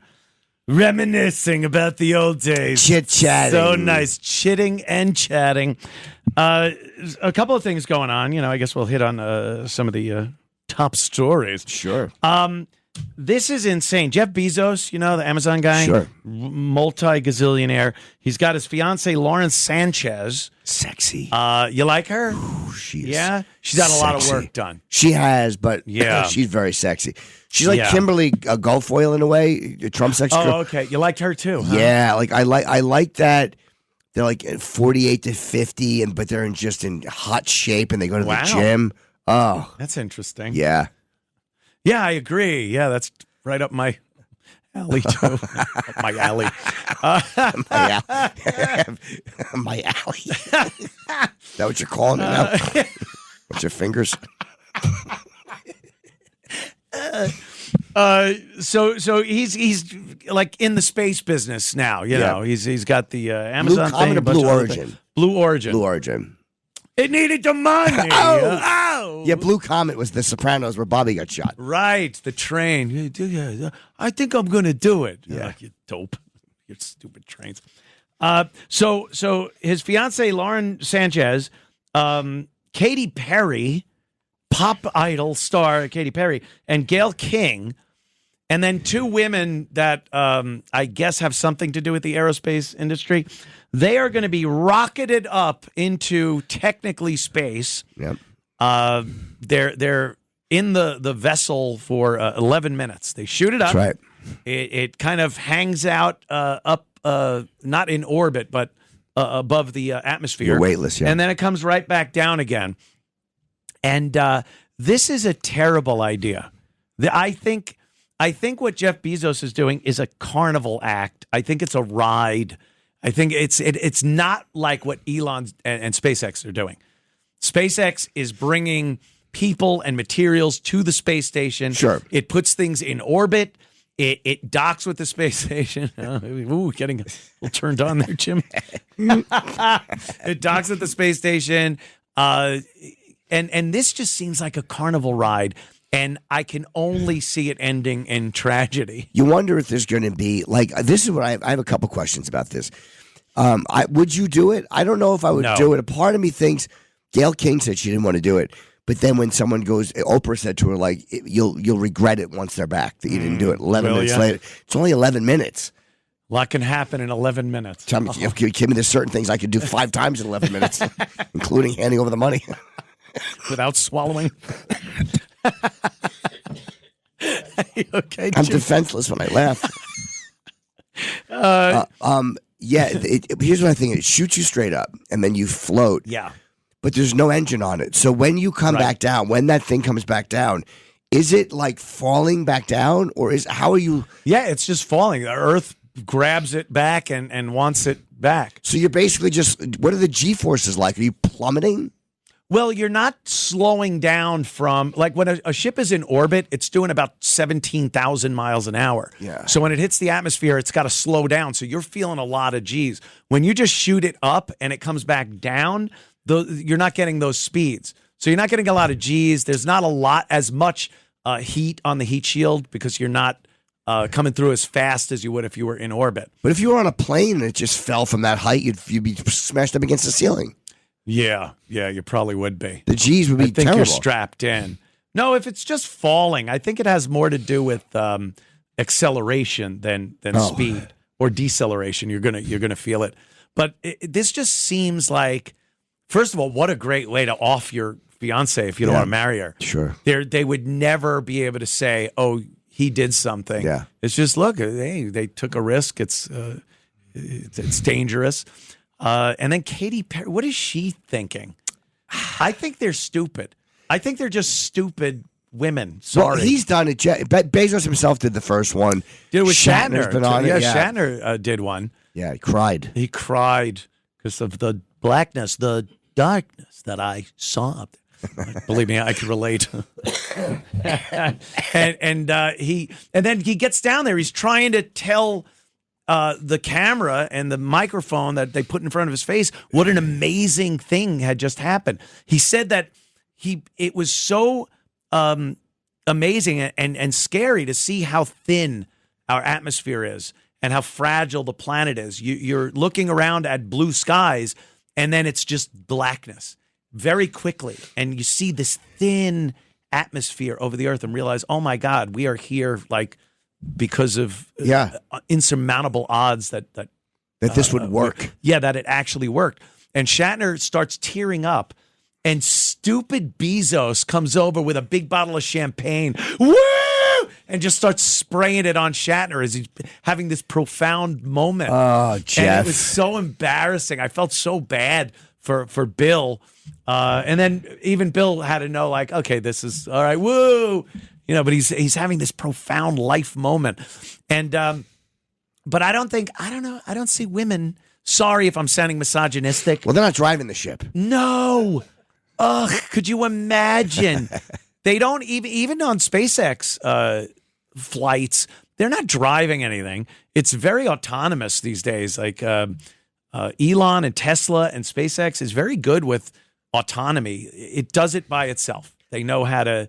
The ship itself knows how to dock. I still don't know if I trust that. And I know it's just from being so used to people doing everything. Yeah. But when you watch Apollo 13, right? Yeah. You see what happened when you left it up to autonomy. It's great reference, 1971. That's a topical and timely thought. Well, if something happens, I guess they would have to do something hands-on. Yeah. But these things just fly themselves, and especially the Bezos one. This goes up and down. It's like a bottle rocket. Yeah. And these dopey broads are just sitting there hoping they don't burn up. Yeah. Oh, look, Henfest 25. And I read a couple of articles about it, and they were more concerned with their uniforms. Like they're fashionable. They talked about the designer that worked on their uniforms. It's like, this is one of the most sexist things I've ever seen. They pile a bunch of broads in there. Yeah. I was going to say the other one. I know what you're going to say, sure. A bunch of broads in there. Oh. And then they launch them, and it's about their clothes. And they go, we're going to be glam up there. We're going to have makeup in space. And I think Katy Perry said, we're putting the ass in astronaut. And it's like, it's so sexist. There's only one S in that word. Yeah. You're putting an as in astronaut, you idiot. See how stupid they are? They can't even spell.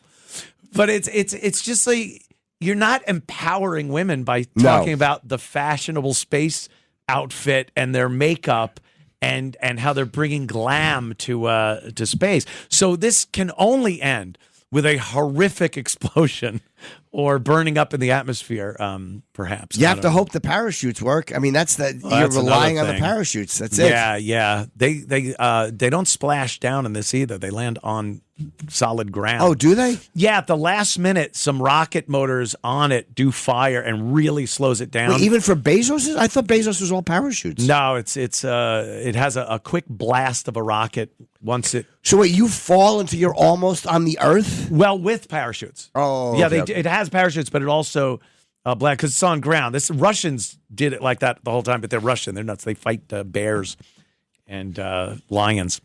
Did you hear they had audio? It sounded like it was a Russian woman in space. And they said she was like, I'm burning, like it's getting hotter in here. Yeah. And they said she might have been a cosmonaut who was like killed in space in like the 60s or the 50s. They didn't care back then. No. Like, first woman in space. This is going to be very good.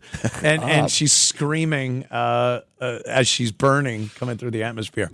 We've always taken like losses in the space program very hard. Yeah, we take them very hard. The astronaut, it's like because they're just gone. You don't get anything. They're there. They're heroes. You see them waving like the Challenger and thing, and then they're just gone. I don't know. I don't know if we would feel as bad if Katy Perry and what's her name? Lauren Sanchez and Gayle King. And the other two. And a couple other. I think we'd be like, yeah, they kind of, you put yourself in this situation. You sit on a bottle rocket and launch yourself up. It's a carnival ride. I don't see it as much science as I do SpaceX. I don't know if I would do it. But I might let myself do it just to experience it and know I'd be terrified. Yeah. But like I would regret it I'm looking at the clock. Yeah. And by 10:21, I'd regret it. Like it would be down already. It would be safe. It's such a short flight. That's always, it's always the way. If you were ever so scared that you'd walk off a flight like an airplane and I just didn't have a good feeling about that. And then it lands, you'd be like, I'm an idiot. If it crashed, you'd be like, I'm amazing. It wouldn't crash though, but it wouldn't, right? No, it would land. Right. Yeah. Which, by the way, is another thing I wanted to address. Let me see what. I have no idea. Okay. Keep going. Just keep going. I got this. It's the third hour. I'm so focused on the time and the breaks and everything. Sure. And then we do the third hour. We could just talk. More relaxation. Yeah. You're not a good flyer. No, I don't. I've gotten worse too. It sucks. Worse. I was good for a long time. And then the pandemic happened. I kind of reset to zero again. Okay. So I'm okay. But I sit by the window. I look at the wings. I look at the weather before I go. The window's a much safer place. No, I just like to be able to see the wings. Because I'm an idiot. They don't snap off. No, just so I can see it's not moving that much. Why am I so nervous? Yeah.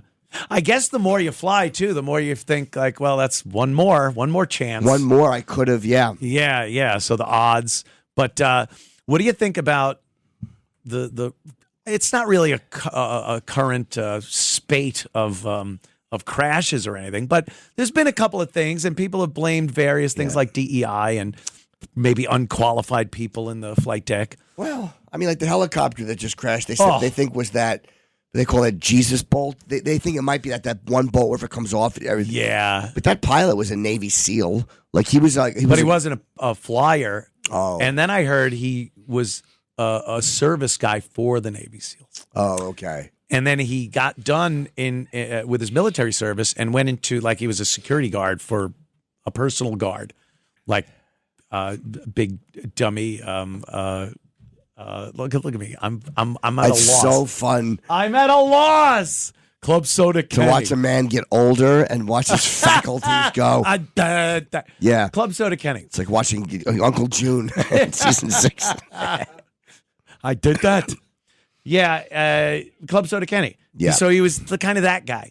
He did personal security. And then his wife said he wanted to start flying. Oh. So he wasn't a pilot in the military. And I'm not blaming him. I mean, they think it seems mechanical. Could be the Jesus bolt, which they call it that because and they say if it fails, you're going to see Jesus. That's well, it's also next. because the reason I don't think it was the pilot's fault is because there's very little a pilot can do.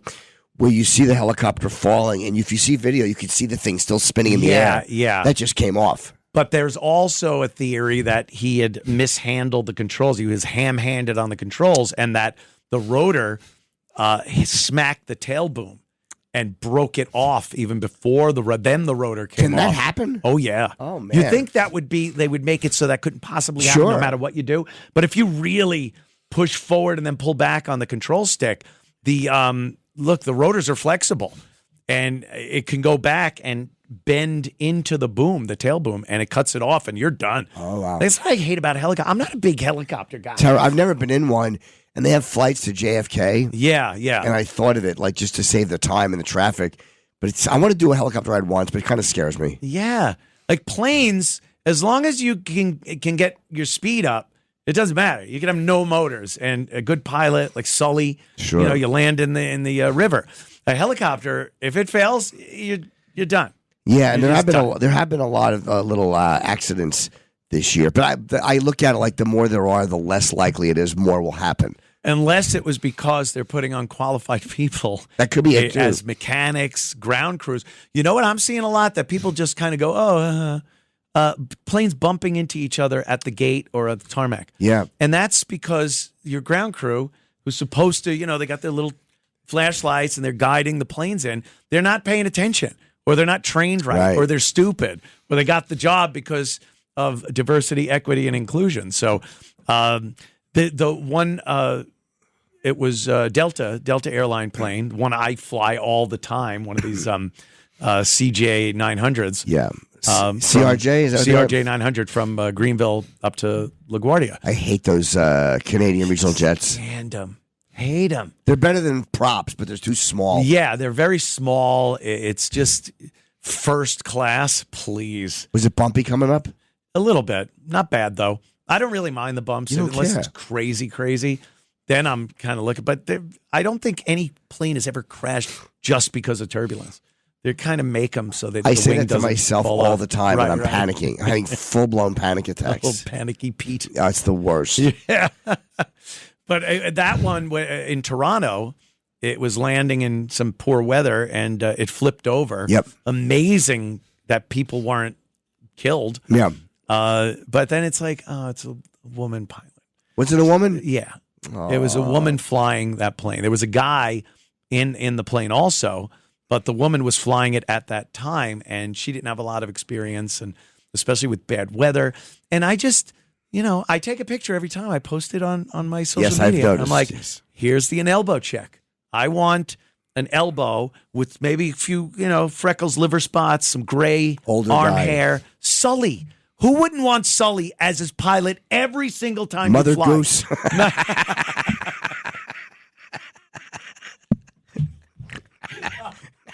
He did hack up, puree a few geese on that stupid one. animals. Those dopes. Geese suck. You know how small, relatively speaking, to the sky, an intake of an engine is? Do you know how dumb you have to be as a goose to hang out near an airport? It's like you have everywhere else to go. You're not going to be minced. Look, a giant one of us. You dope. But there's a certain confidence you have. Yeah. I want a guy that maybe Gulf War A-10 pilot, something like that. That a normal flight for him is great because he's used to being shot at. So how bad is some turbulence or what have you? Right. So you want that, and then I look in and I see the ponytail and the the big diamond engagement ring or wedding ring or whatever. And I'm just like, I just don't feel as good. You don't feel as safe. As safe. Because, look, we all, whenever we get on a plane, you always think like, you do you have a ritual? Do you pat the side of the plane door or? I do. I spank it on the. I do right on the tail fin. Go on now. Get us here safe, girl. And then if there's an engine in the back, I'll put my fingers in it. Rub them under the pilot's nose.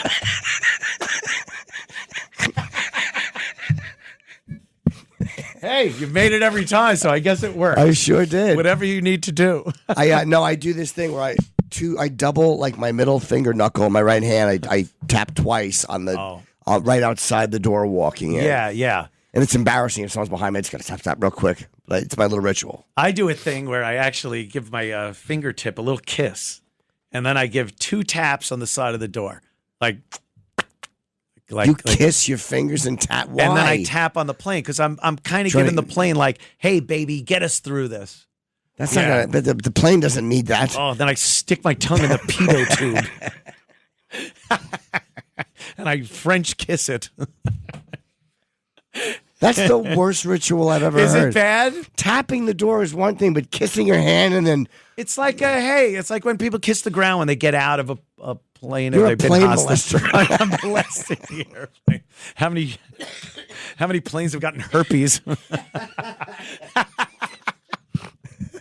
Yeah, I do that. But now, because I want to take a picture, so now I got my camera in one hand, I'm pulling my luggage, and I'm trying to do the kiss tap while I take a picture. So it's getting a little crazy. It's too much. I have to do the kiss tap. I got to do it. It's my ritual. Yeah, we all have a little something. Do you do anything? No, I don't think I do. No, you don't care? No, I really don't care. I fall asleep as soon as the plane's about to take off, and then I wake up, as David Tell used to call it, time travel. Yeah, time travel. That's great. You don't sleep, though, right? Not even if it's a 15-hour flight and I have a king bed. You used to have a special pillow you brought with you, right? Oh, that's right. Yeah, but I bite it now. No, I don't. That was a bit much. Yeah, I don't do The that whole thing anymore. with the neck thing. And I have that still. You have the neck thing? Yeah, but I had to get a new one because I was on a United flight and somebody had puked on the floor. Jesus. And I didn't know it, but I take my little thing and I put it on the ground. No. And I could smell, my whole seat area smelled like puke. And I looked down and I realized there was puke there. There wasn't any puke there, but they had just cleaned it up. So I had put my stuff down and it all ruined and smelled like vomit. Oh, that's disgusting. Yeah, it was gross. I was very unhappy. Yeah, that happened recently where someone projectile vomited on a woman and her baby. And all on the side of the plane, like this guy unleashed. And it was disgusting. She had the baby, and she didn't seem that upset about it. I think when you have kids, you kind of don't get grossed out by puke and things. I guess. But she and what they did was they pulled back to the terminal, and a cleaning crew. They didn't even deplane. A cleaning crew came in and just kind of mopped it up. But she was wet with this guy's vomit and had to fly the whole flight sitting in wet vomit clothes. What was wrong with him? Was he just sick or he had... Yeah, he was walking to the bathroom when they were taxiing. And the stewardess, of course, is like, take your seat, sir. You're not allowed Run to. an active taxiway. And then the woman said he just looked very puzzled. He kind of was wobbling a little and then just blah, all over her and her baby. How do you not aim for the floor? I've never puked that suddenly that I don't realize that I'm aiming at someone. Yeah, especially if you're on your way to the bathroom. Who cares what the stewardess says? Keep going. Go to the bathroom, vomit in there, and then tell her, look, I'm sorry. I had to throw up. I had to puke. Yeah. You ever get sick on a plane? No. Maybe once years ago, but I take Dramamine, so I'm usually okay in bad weather. You're some of the stories that you and Florentine with passing gas on the plane and completely disgusting everyone around you. Do you know, it's funny you say that because I came here tonight, and unfortunately the little gal at home gave me cheese yesterday. Is that lactose, react a little bad? And all day today it was my whole house. I'm intolerant, but not for lactose. You're melanin intolerant. I have been gassing all day, and for some reason, unfortunately, it is not hitting me now. I was hoping to really stink up the studio. Oh, jeez, that would be. I wanted so much. Your new gig and all your shiny new microphones. Take that, stupid. But unfortunately, I don't have any, but the cheese kills me. You were great in elevators when you could release the Kraken in an elevator when we would be at Sirius XM or something. Yeah. And you could embarrass people in an elevator very easily. You did it to me all the time. He would walk into the production studios, just open the door and said, "Do you have my plugs?" Rip, and then slam the door and walk right back on the air. Yeah, it really is great leaving someone. I've done that to my wife a bit, and she pointed out that also, like with Florentine, there was one time that the flight attendant had to spritz by our seat. Did she know and purposely buy she just you, did it or down just the hall. in the area? No, down the hall. I think we were okay. It was one of those first class that had like one seat, then one seat, then one seat. So it wasn't like two or so she didn't know who it was, so she just kind of spritzed. You should have been in no class. Of course I should have been. Terrible person. I am definitely not a gentleman. But I did break a little wind, and today I was hoping, and you just reminded me, I'm disappointed. In the elevators when Jimmy would get on and there's other people in the elevator and the door would shut and he would start talking about like, "Don't worry, sweetie, it's not a death sentence anymore. The test came back. It's okay. We were expecting this." And I'd look and just go, he's being. Don't be embarrassed, sweetie. It's all right. Nothing to be shy about. So embarrassing. I don't like scenes. No. I don't like that kind of thing, and it would really get me so uncomfortable. Yeah, I like it was making hilarious. you uncomfortable. Yes, you did many, many times. I went to dinner with Jim one time, and most expensive night of my life. That's the pause. No, we're sitting there. He's ordering, and then strain the shrimp through your baleen. That's just mean. That's a whale joke. Thank you. I get it. I didn't care for that. I'm going to pause it. No, I did. So we're I'll ordering. do it so you can understand. 20-year-old bit, still I know, good, it's right? 20-year-old bit. So we're ordering dinner, Wow, and Jim's 15 years older than you normally like him.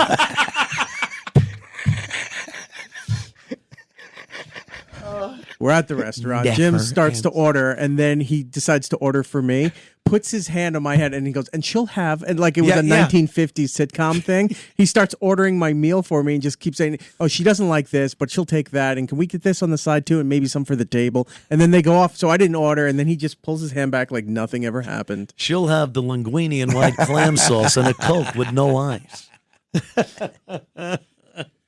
God, yeah, that was... You were fun. very good for doing that. It was hard. It was impossible to get you back for that. You would just play right into it. You can never show it if you're humiliated. No. You just got to let everybody know that they didn't do it to you. It's not working. That's where they stop. One time I got you pretty good was at the airport. Yo, yes. Yeah. I had told you that one of the Jonas brothers, Nick, one of the Jonas brothers was eating with his dad. And this kid kind of had this 15 vague resemblance to Nick Jonas, and he had a guitar, and I guess his father was there or whoever it was. Airport, yeah. And I'm like, no, that's his agent, and that's Nick Jonas, and you're like, you wanted to believe so bad to get a picture. And we were standing back where we couldn't hear what you were saying to them or what they were saying, but you walked up, you leaned in and said something. They kind of made a look, and then you just did. We couldn't hear you, but we saw your hands in the up like, "Oh, I'm sorry for disturbing you. I made a mistake." And we were dying laughing. I remember that, and I just remember knowing, like when I looked over and I saw you guys laughing, I'm like, "Oh no."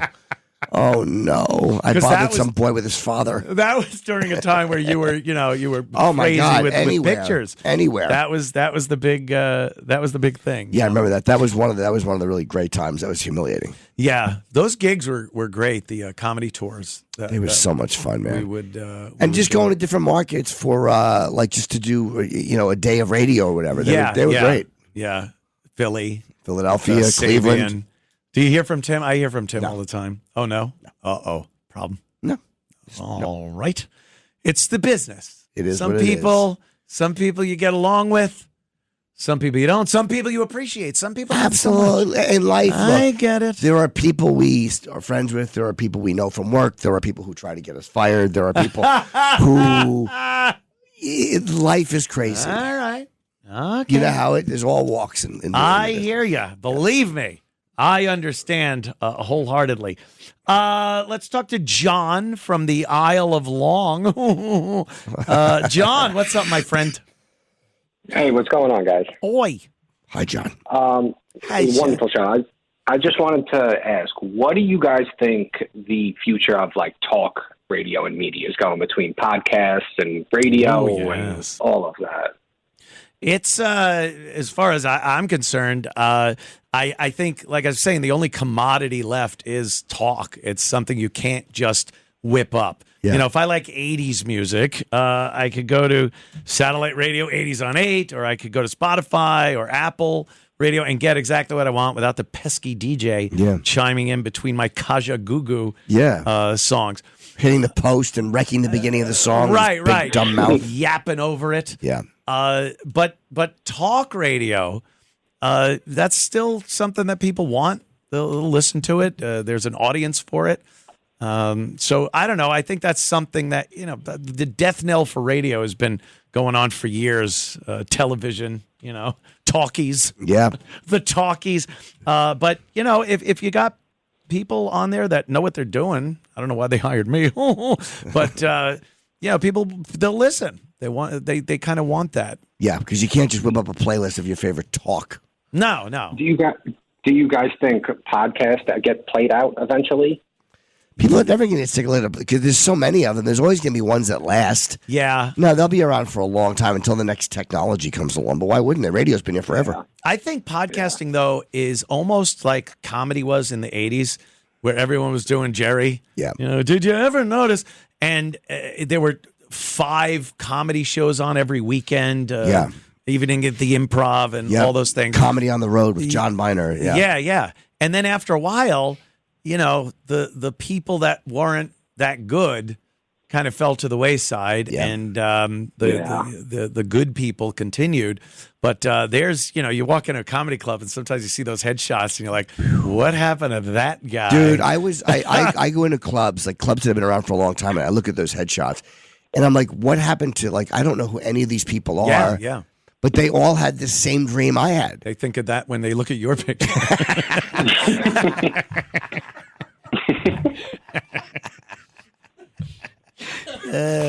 You get the point, so I'm. You get the point. I hope that answered your question, John. Awesome. Thank you, guys. Jimmy, your podcast is awesome, too. Yes. Thank you, John. Thanks, buddy. Yes, Jim Norton's podcast. Jim Norton Can't Save You. I love it. Yeah, I love doing it. He cannot save you. And it's a lot of fun. I wanted to call it, you know, people love the song at the end of it that I close with. And I wanted to call this show Good Luck Stupid because it's such a great name. But we it kind of fits too. Like, it does. You got problems, good luck, stupid. But Mike, the producer, he's like, yeah, but it might be harder to get certain guests if they don't like I'm like, oh yeah. And at the end, I just play. It's a very short, like AI generated song. Everybody asked me about the song at the end of it. They're all like, who's that singing? And where'd you get that? Wow. It's AI? AI. It's like 10 seconds. Did you come up with the lyrics, prompt for the AI? Or? Yeah, I did on my phone. You did? There's actually an opening song, which we don't play on the video, and which is AI. And then there's a closing song, but it's a 10-second song, and that's the whole thing. Yeah. On AI. I tried to hire a girl to actually sing it, and she was like one of these people you find on a website. And she's like, "This is OnlyFans, you idiot." I don't say. I'm like, "Oh, sorry. I just saw you talking into that giant microphone." Why'd the microphone spit on the lady?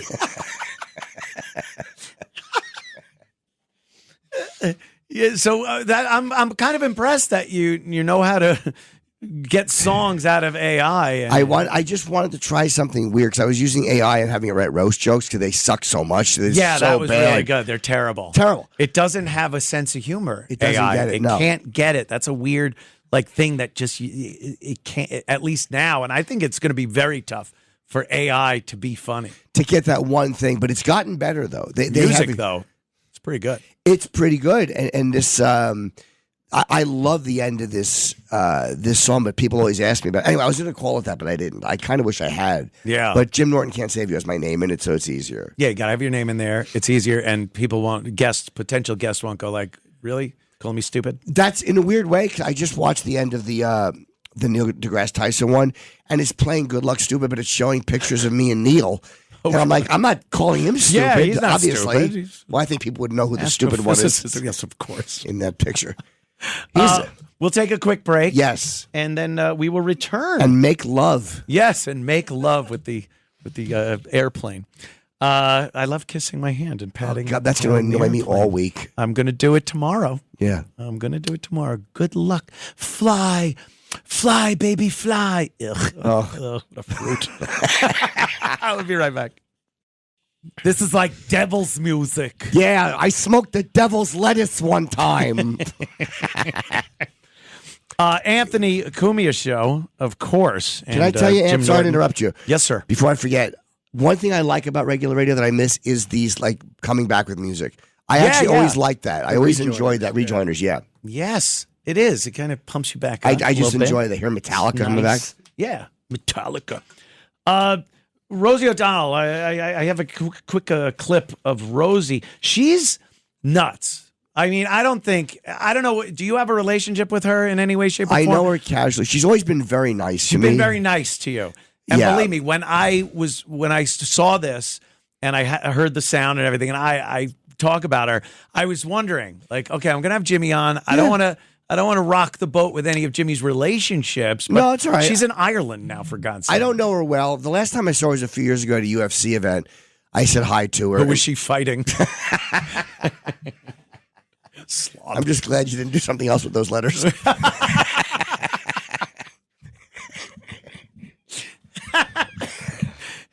No, I was, and she was with her son. So I said, comics always know each other. It's like actors may not, but comedians always. Yeah. So I said hi, and she was like, hey. And she's like, oh, my son's a big fan. So I said hi to her son. And so, she's always been very okay. And I did Colin's show with Rosie the week she came out, or the month she came out. This was when we did the Colin Quinn show before Tough Crowd. It was 3 live episodes on NBC. We did at the SNL stage. And Rosie was in one of them, and she was in the sketch. Oh, okay. So, yeah. So I've only interacted with her a few times. I don't know her well at all, but she's always she's sweet. Nuts. That's what I think. Yeah, that's fair. I didn't know, because earlier in the show, I did a quick break on the fact that she has some kind of relationship with Lyle Menendez. What's his name? Lyle Menendez. Oh, okay. Of course, the Menendez brothers, they murdered their parents. I love the father, though. He understood what gladiators did. Oh, boy, did he ever. Do you think they were abused by the dad? Like, yeah, I probably do. mentally, but physically, sexually? Maybe a little bit. Yeah. But either way, I think they're terrible. I mean, they literally did just plan to shoot their parents in cold blood and keep the money and buy sports cars. Right. Yeah. It's there's too many instances where that happens, and then they go, well, I was abused, so it justifies everything. It's like, well, premeditated murder. Yeah, you might have both a problem your there. Parents with shotguns. You weren't scared of your mother. Yeah. Well, Stop they were pissed at her because she didn't do anything and knew that the dad was abusing them or something. I don't know, but apparently the jury wasn't swayed because they got life in prison. Yeah, they're trying to. The documentary just came out, and they're trying to get their sentence redone, and well, it's going to be reheard. You think it? Well, it's going to be reheard, but do you think they'll actually get less time or time served and be released? Well, Gil Garcon, I think was. Oh no, not Gil. Something Garcon, whatever his name was. The old prosecutor in L.A. who sucked. He was soft on crime. He was awful. Gascon. And he said yes, that they should be resentenced. Then the new guy comes and he's like wants the death penalty for people, and he's like, nope, it's not happening. And then a judge just said we're going to resentence them. Okay, but I don't know what they're going to get. Yeah, see what happens. I don't know, because they've been in there 30 years, something like that. Over 30 years, 35 years. maybe. Yeah, it's been a long time. Yeah, they were very naughty boys. So Rosie sparked up a relationship and visited him and said. She actually said it's the first straight man I've ever loved. So really weird, but I don't know. I always thought any of the women that have relationships, even pen pal with a convict, especially murderers, they're weird. You gotta be out of your mind. Dude, the Night Stalker with his rotting teeth, who raped and murdered people and hit them with a lamp. He was getting girls sending him gushing pictures. That makes you feel bad when you can't get a date. When I was swiping on Tinder, getting nothing, I'm like, all I had to do is bludgeon an old lady. Yeah, it's a little disheartening. It is. But those women are just busted. They're just crazy. broken They're women. nuts. And I think Rosie falls into that category. She seems like a very miserable person. But is it a love thing with him, or is it just that I love this guy? And it's not like a sexual or relationship No, thing. no, I can't imagine that. Yeah. But even so, it's just weird getting this close relationship with somebody in prison for murder. Yeah. But that was just one thing. The other thing is the fact that she went to Ireland. Yes, she did. I guess she's got grandparents. I don't know what the rules are for Ireland, but you can't just go there and go, I want to be live here now. But she has grandparents that are from Ireland. And I guess if you can trace your heritage back not too far to genuine Irish people, you're allowed some type of citizenship. Oh, really? There. Yeah, so she's trying to get that done. But she's like her thing of leaving America was that she's sick of, obviously she hates Trump, but I think that's even a personal thing. Like she's taking it very personal, but he called her a slob. He did, yeah. The world was watching that debate. That's right. When he said, just Rosie O'Donnell, she's a slob. So she took it personally, but would you leave the country because this guy that talked crap about you is the president? No, I wouldn't. I'd be happy anybody recognized me. No. And I'd ask him for a picture. I wouldn't care. Trump calls me a slob. He did. He did. I have that as a badge of honor. But it was before he was president. How much does she have money-wise? I guess she has a lot of money. She's got to be doing well. Yeah, she had that talk show that was that went on for forever. so long. She made a ton of money. Yeah, she was good at it, too, before Ellen came along. Yeah, that bitch. Yeah, I met her once. I liked that she made people do the white glove test when they weren't dusting properly. Yeah. She would have people chew gum because her breath stunk. I kind of like Ellen. She She's was such not a a wretch. nice boss. No, she sucked. I love it. And, she'd come out with the dumb dance, and everyone's Yeah. like, oh, Ellen, she's so nice. She was ruthless behind the scenes. Yeah, exactly. A bunch of diabetic fat housewives dancing along to her dumb song. Meanwhile, she's spitting on people in the green room. Firing Tic Tacs into people's mouth. Oh, I love it. Chew some gum. Stink. Yeah, some guys got AZT breath. Some line producer fruit. Yeah, Rosie was doing good. And it was like, I think people knew she was lesbian. Sure. But she didn't come out and say it. She put on that whole fake thing. Cutie patootie, Yeah, Tom Cruise. Tom Cruise and everything. And the housewives ate it up. And then she kind of turned she was very bitter. I think there were accusations on her set, too, that she was a little bit of a beast behind the scenes. Tom Selleck, that was the moment the that gun did it for thing. her. Yeah. Yes. People get so caught up in a real life argument with someone, and it was just a weird tone for what she does. Yeah. And people are like, what are you doing? Like, who cares? He's there to promote something. Who cares? Yeah, she went after him about the Second Amendment. Yep. He didn't back down. No. And it was weird because it was such a lighthearted show. I Sure. got my koosh balls. I'll throw them at you. Why do you have guns? Who's that, Voss? Yeah. Well, she kind of sounds like that these days. She's just very, she's a downer. Yeah. She's a downer now. She was difficult at SiriusXM when they hired her to do the show. Of course they hired And her. she was there for a while and then stopped doing her show. Her producers were hosting her show for months because she wasn't getting any of the sponsors that she used to have from the talk show. Oh, okay. And when she went from the talk show to The View to SiriusXM. Yeah. And I forgot she did The View. Yeah. She did it for one season or something. Yeah. Was that it? She made big news on that show when she was on. Look at us little hens we are. Yeah, little hens. How long was she on? What Eric? happened? Oh, for Pete's sake, Anthony, My you're goodness. lying. Oh, how the time flies. That was good. I think the best view, though, was... Feel free to set the doorway to this room on fire. 3 old bags. They're locking it now. Yeah, well, I wanted to get to the fact that screw her because she's bad-mouthing the United States of America. And here she is talking about when she might return, what her criteria might be. Let's listen. When, it is safe for all citizens to have equal rights there in America, that's when we will consider coming back. Please come back. It's been heartbreaking to see what's happening politically and what?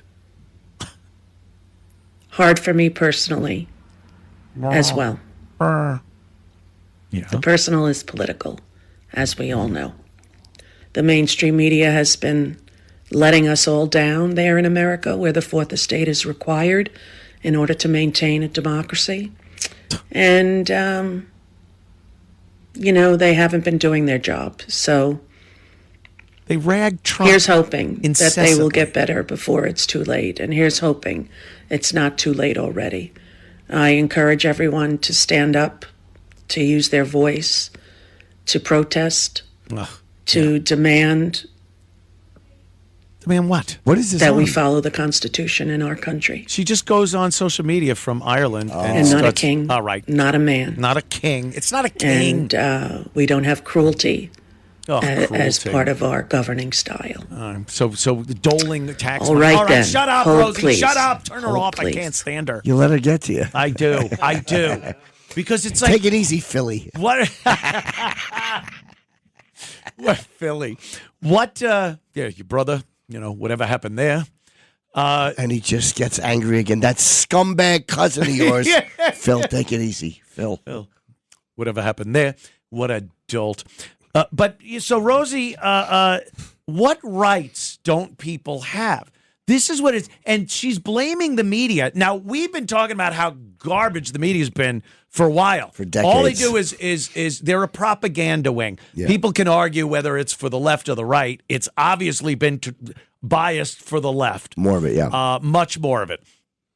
So what did they not do, Rosie? The fact that Trump got elected is pissing Rosie off because she thinks the media should have done more smearing and more libel and slander and lies about Trump. So her idea of the media not doing its job is he got elected. You guys didn't do enough of destroying this guy. So she then thinks that rights are being taken away. Whose? The Constitution. Trump doesn't want little groups to have their own little rights and special treatment. So we all have our rights under the Constitution, and those are the rights that we have as Americans. And she thinks they're being taken away and runs off to Ireland. Go screw. Good. Goodbye. We should go down to New Orleans and hand out free Cuba leaflets.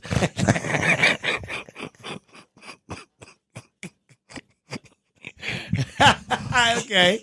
I get it. I get so incensed. Lee Harvey Oswald. Lee Harvey Oswald, of course. Of course. I watched JFK. On my chest. I watched it. Oh, I'm dying. And there's some, I'm a Trump supporter, obviously, but I'm not this just fanatic, everything is great. I think the whole thing with the Epstein thing, when they supposedly were going to release the list of the Epstein, and it's nothing. And then the JFK files. What was that? Nothing. No, there was just a few family ties or whatever. There was really not much there that would help the conspiracy talk or no. Silver bullet or not something, at all. as they say. So that kind of was a downer. That was disappointing. Yeah. And, I think Trump's a weird guy. I get it. He's a weird guy. But I think he's doing what needs to be done right now. As far as, especially, the world has been screwing us over for a long time, economically especially. Sure. And I don't know, is this the right thing to do? The tariffs and stuff? I don't know. What am I? Economics major? I don't know. So, but he's doing something. Everyone else just sat there and we took it. And now he wants to do something. So I'm kind of good. Yeah, I don't know anything about tariffs. The way he explained it kind of made sense, but I don't know if he's right or wrong. I just don't know. I don't know anything about it. And you know what it is? No one does. No. All these people think, with a few scrolls of your thumb, you're an expert at everything. And every week there's some new thing that everyone professes to know everything about, and they'll get on and tell you what an idiot you are because you don't know anything about that. And that's another thing that this damn phone is. It really does. It makes everyone's unbearable. Yeah, everyone is unbearable. I just can't. I don't care. I don't care about the debates. Yeah, meaning regular people. Right. They'll make a big deal about two people debating Israel. Or they're debating the death penalty. I don't care what they say. I don't care. They're not the story. And how does a machine? You pick up your phone. How does this little gadget that has porn on it? Why are we doing anything else? Why are we doing anything else? Why would you be so interested in economics or anything when you could just see horrible sex acts. Well, some of us are using it for that, Anthony. Some of us, while being in Lakewood, New Jersey last week for a gig, realized late in the evening that the little lubricant was required and got in the car and drove 1 hour each way to an adult bookstore that was open to buy a little bit of lubricant. I thought you were going to buy a book. No, not at all.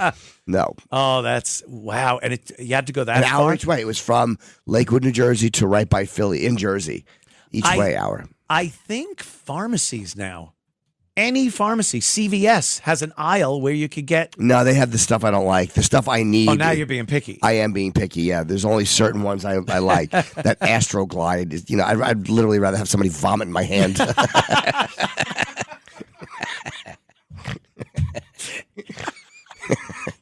That seems like a weird thing to be, especially if you're in a pinch there and you got to drive an hour. It would be like, whatever. Because once you're done, you're not. I know, but you're just going to feel like the piece of garbage you are, dude. It's even worse because then you have to take the towel and you can still feel it on you when you're trying to doze off. You just have that slippery feeling. It's pretty awful. I would gather. But I drove an hour each way to do it. See, I do that stuff on my phone. Yeah, that's my point. You've always had kind of an issue. Yes, I have with that. Very dirty boy. The spending hours on end. Oh. And then upon completion, it's like, why did I waste that much time? Absolutely doing this. I'm garbage. Sure. Why didn't I just use butter for my toast? That would have been so much faster. Would have tasted better.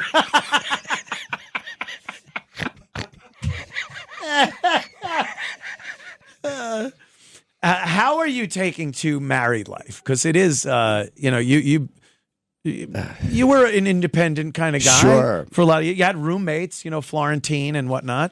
But marriage is that's a big thing. Sure. Yeah, and you had all your stuff. Like, I don't know how your wife feels about your Kiss posters. Hates them. Memorabilia. How's it going? One word, Gaza. So it's okay. A lot of is there conflict? There's some. She's hard to communicate with sometimes. She just thinks differently. Like we just don't communicate sometimes. But that's every couple I've ever met. Yeah, that is true. I take to it okay. You lived together for a while though before getting married. During the pandemic, and that I think that's essential. Yes, it is. I don't understand meeting someone through the courting process, and then you date. And then you marry, and all of a sudden, you're living together, and now you're learning just horrible things about the other person. Yeah, like I get a kick out of not flushing. She doesn't think it's funny.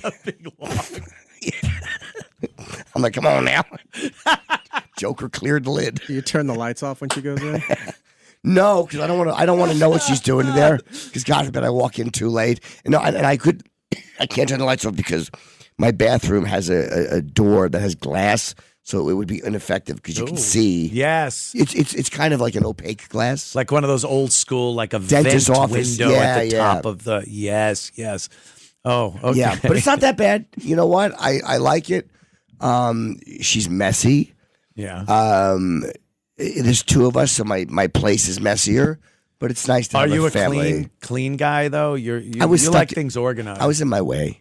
I had my Were ways. Ya? Yeah, like I had my ways. I like everything organized a certain way. I like to do whatever I want to do. Yeah. Jim's house was like a museum. Kind of, yeah. Oh, no, I know. I was at the last place, I think, and then this place, obviously. And this place isn't as nuts.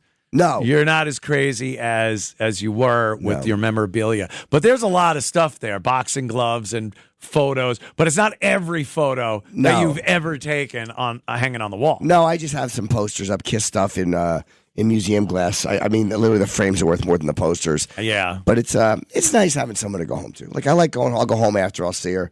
It's fine. Yeah. I love her, so it's easy. Yeah, okay. It's not easy. It's I get it. Yeah, there's kind of challenges. Sometimes. Yeah. Sometimes you're like, oh, God. Other times I'm like, sure. Argument. Yeah. Something like that. Yeah. Just think back to that white Bronco and like, yep. Sure. Surely. Do you give in on arguments a lot just to make it stop? Because I think you're pretty dedicated to an argument. Yeah, I'm not good at giving in. Sometimes she's so obnoxious. She'll go, just say you're sorry. but I'm not sorry at all. I'm like, and I tell her I'm not sorry at all. And she goes, just say you're sorry. I'm like, I'm sorry. And she goes, I'm sorry too. And that's the end of it. Wow. She can end things like that. We're all stewing it. It does But help. you're mad still. It goes away, though, because then we're done fighting. Yeah. So it is, she's better at ending an argument than I am. I hate the idea of makeup sex because it's like you're still insanely mad. The argument's over. I'm sorry, I did this, or, let's work this out, or so. And then you're supposed to want to have some physical stuff with some sex. Yeah. I'm still not happy. Yeah, because then she and I are just going to wind up arguing over the last Blue Chew.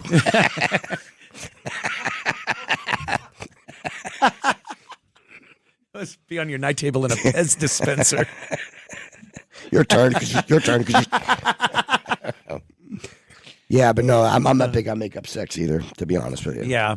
Now, still living in New York. Sure. Do you when you're driving around, do you at least notice hookers? Because I know you used to be. They're not anywhere anymore. They're not anywhere, right? No, and it's funny. I got a new car. I'm doing a Subaru now because it's less expensive. I'm being more responsible. It's gay, and I never. Subarus. It's a lesbian is that car, a lesbian car? I think it's a lesbian vehicle, but for a guy, I don't know if it's gay. Like for a guy, I only got it because they're supposed to be very good in the snow, and I was doing some upstate driving, and I was like, I don't. I just need something better than this BMW, and it's half the price for a lease, and I like it. I like the old Subaru. And you ever think of pulling it in a garage, closing the door, and starting it? It's all I think of. There's not a time I get in that car that I don't look for duct tape and a towel and a garden hose. Just want to put your picture up. Yeah, I've thought of it. Coming up after my program is Dominic Carter. He does his show after my show. And I'm going to pop on with him for a couple of minutes at the beginning of his show, see what he'll be doing this evening. Also, what do you got to plug? Because I want to get everybody's plugs this week. Erock, where will you be eating? I mean, that's just not nice. Well, I still have Anthony's credit card, so I'll be over at Smith & Walensky's over there. Amex. I was wondering why that was still coming in. I'm going to Key West this weekend, this Friday, Saturday. Ooh. And I got a bunch of gigs. Just go to my website, jimnorton.com. Do you still enjoy going around touring? Yeah, I'm doing it more now because, again, that's where the money is. Yeah.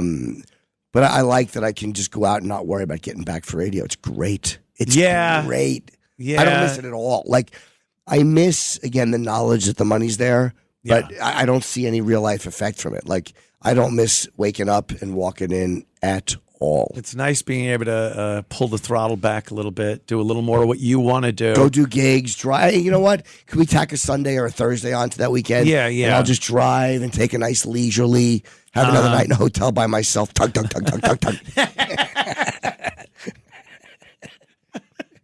Yeah, I was talking about how I went and got myself a job. You did. I was doing my podcast. I'm having fun. I'm doing, and then it was like, yeah, I'll do that. That sounds cool. And I'm having a great time. I love doing this. Yeah. And, but I'm like, yeah, I got a job.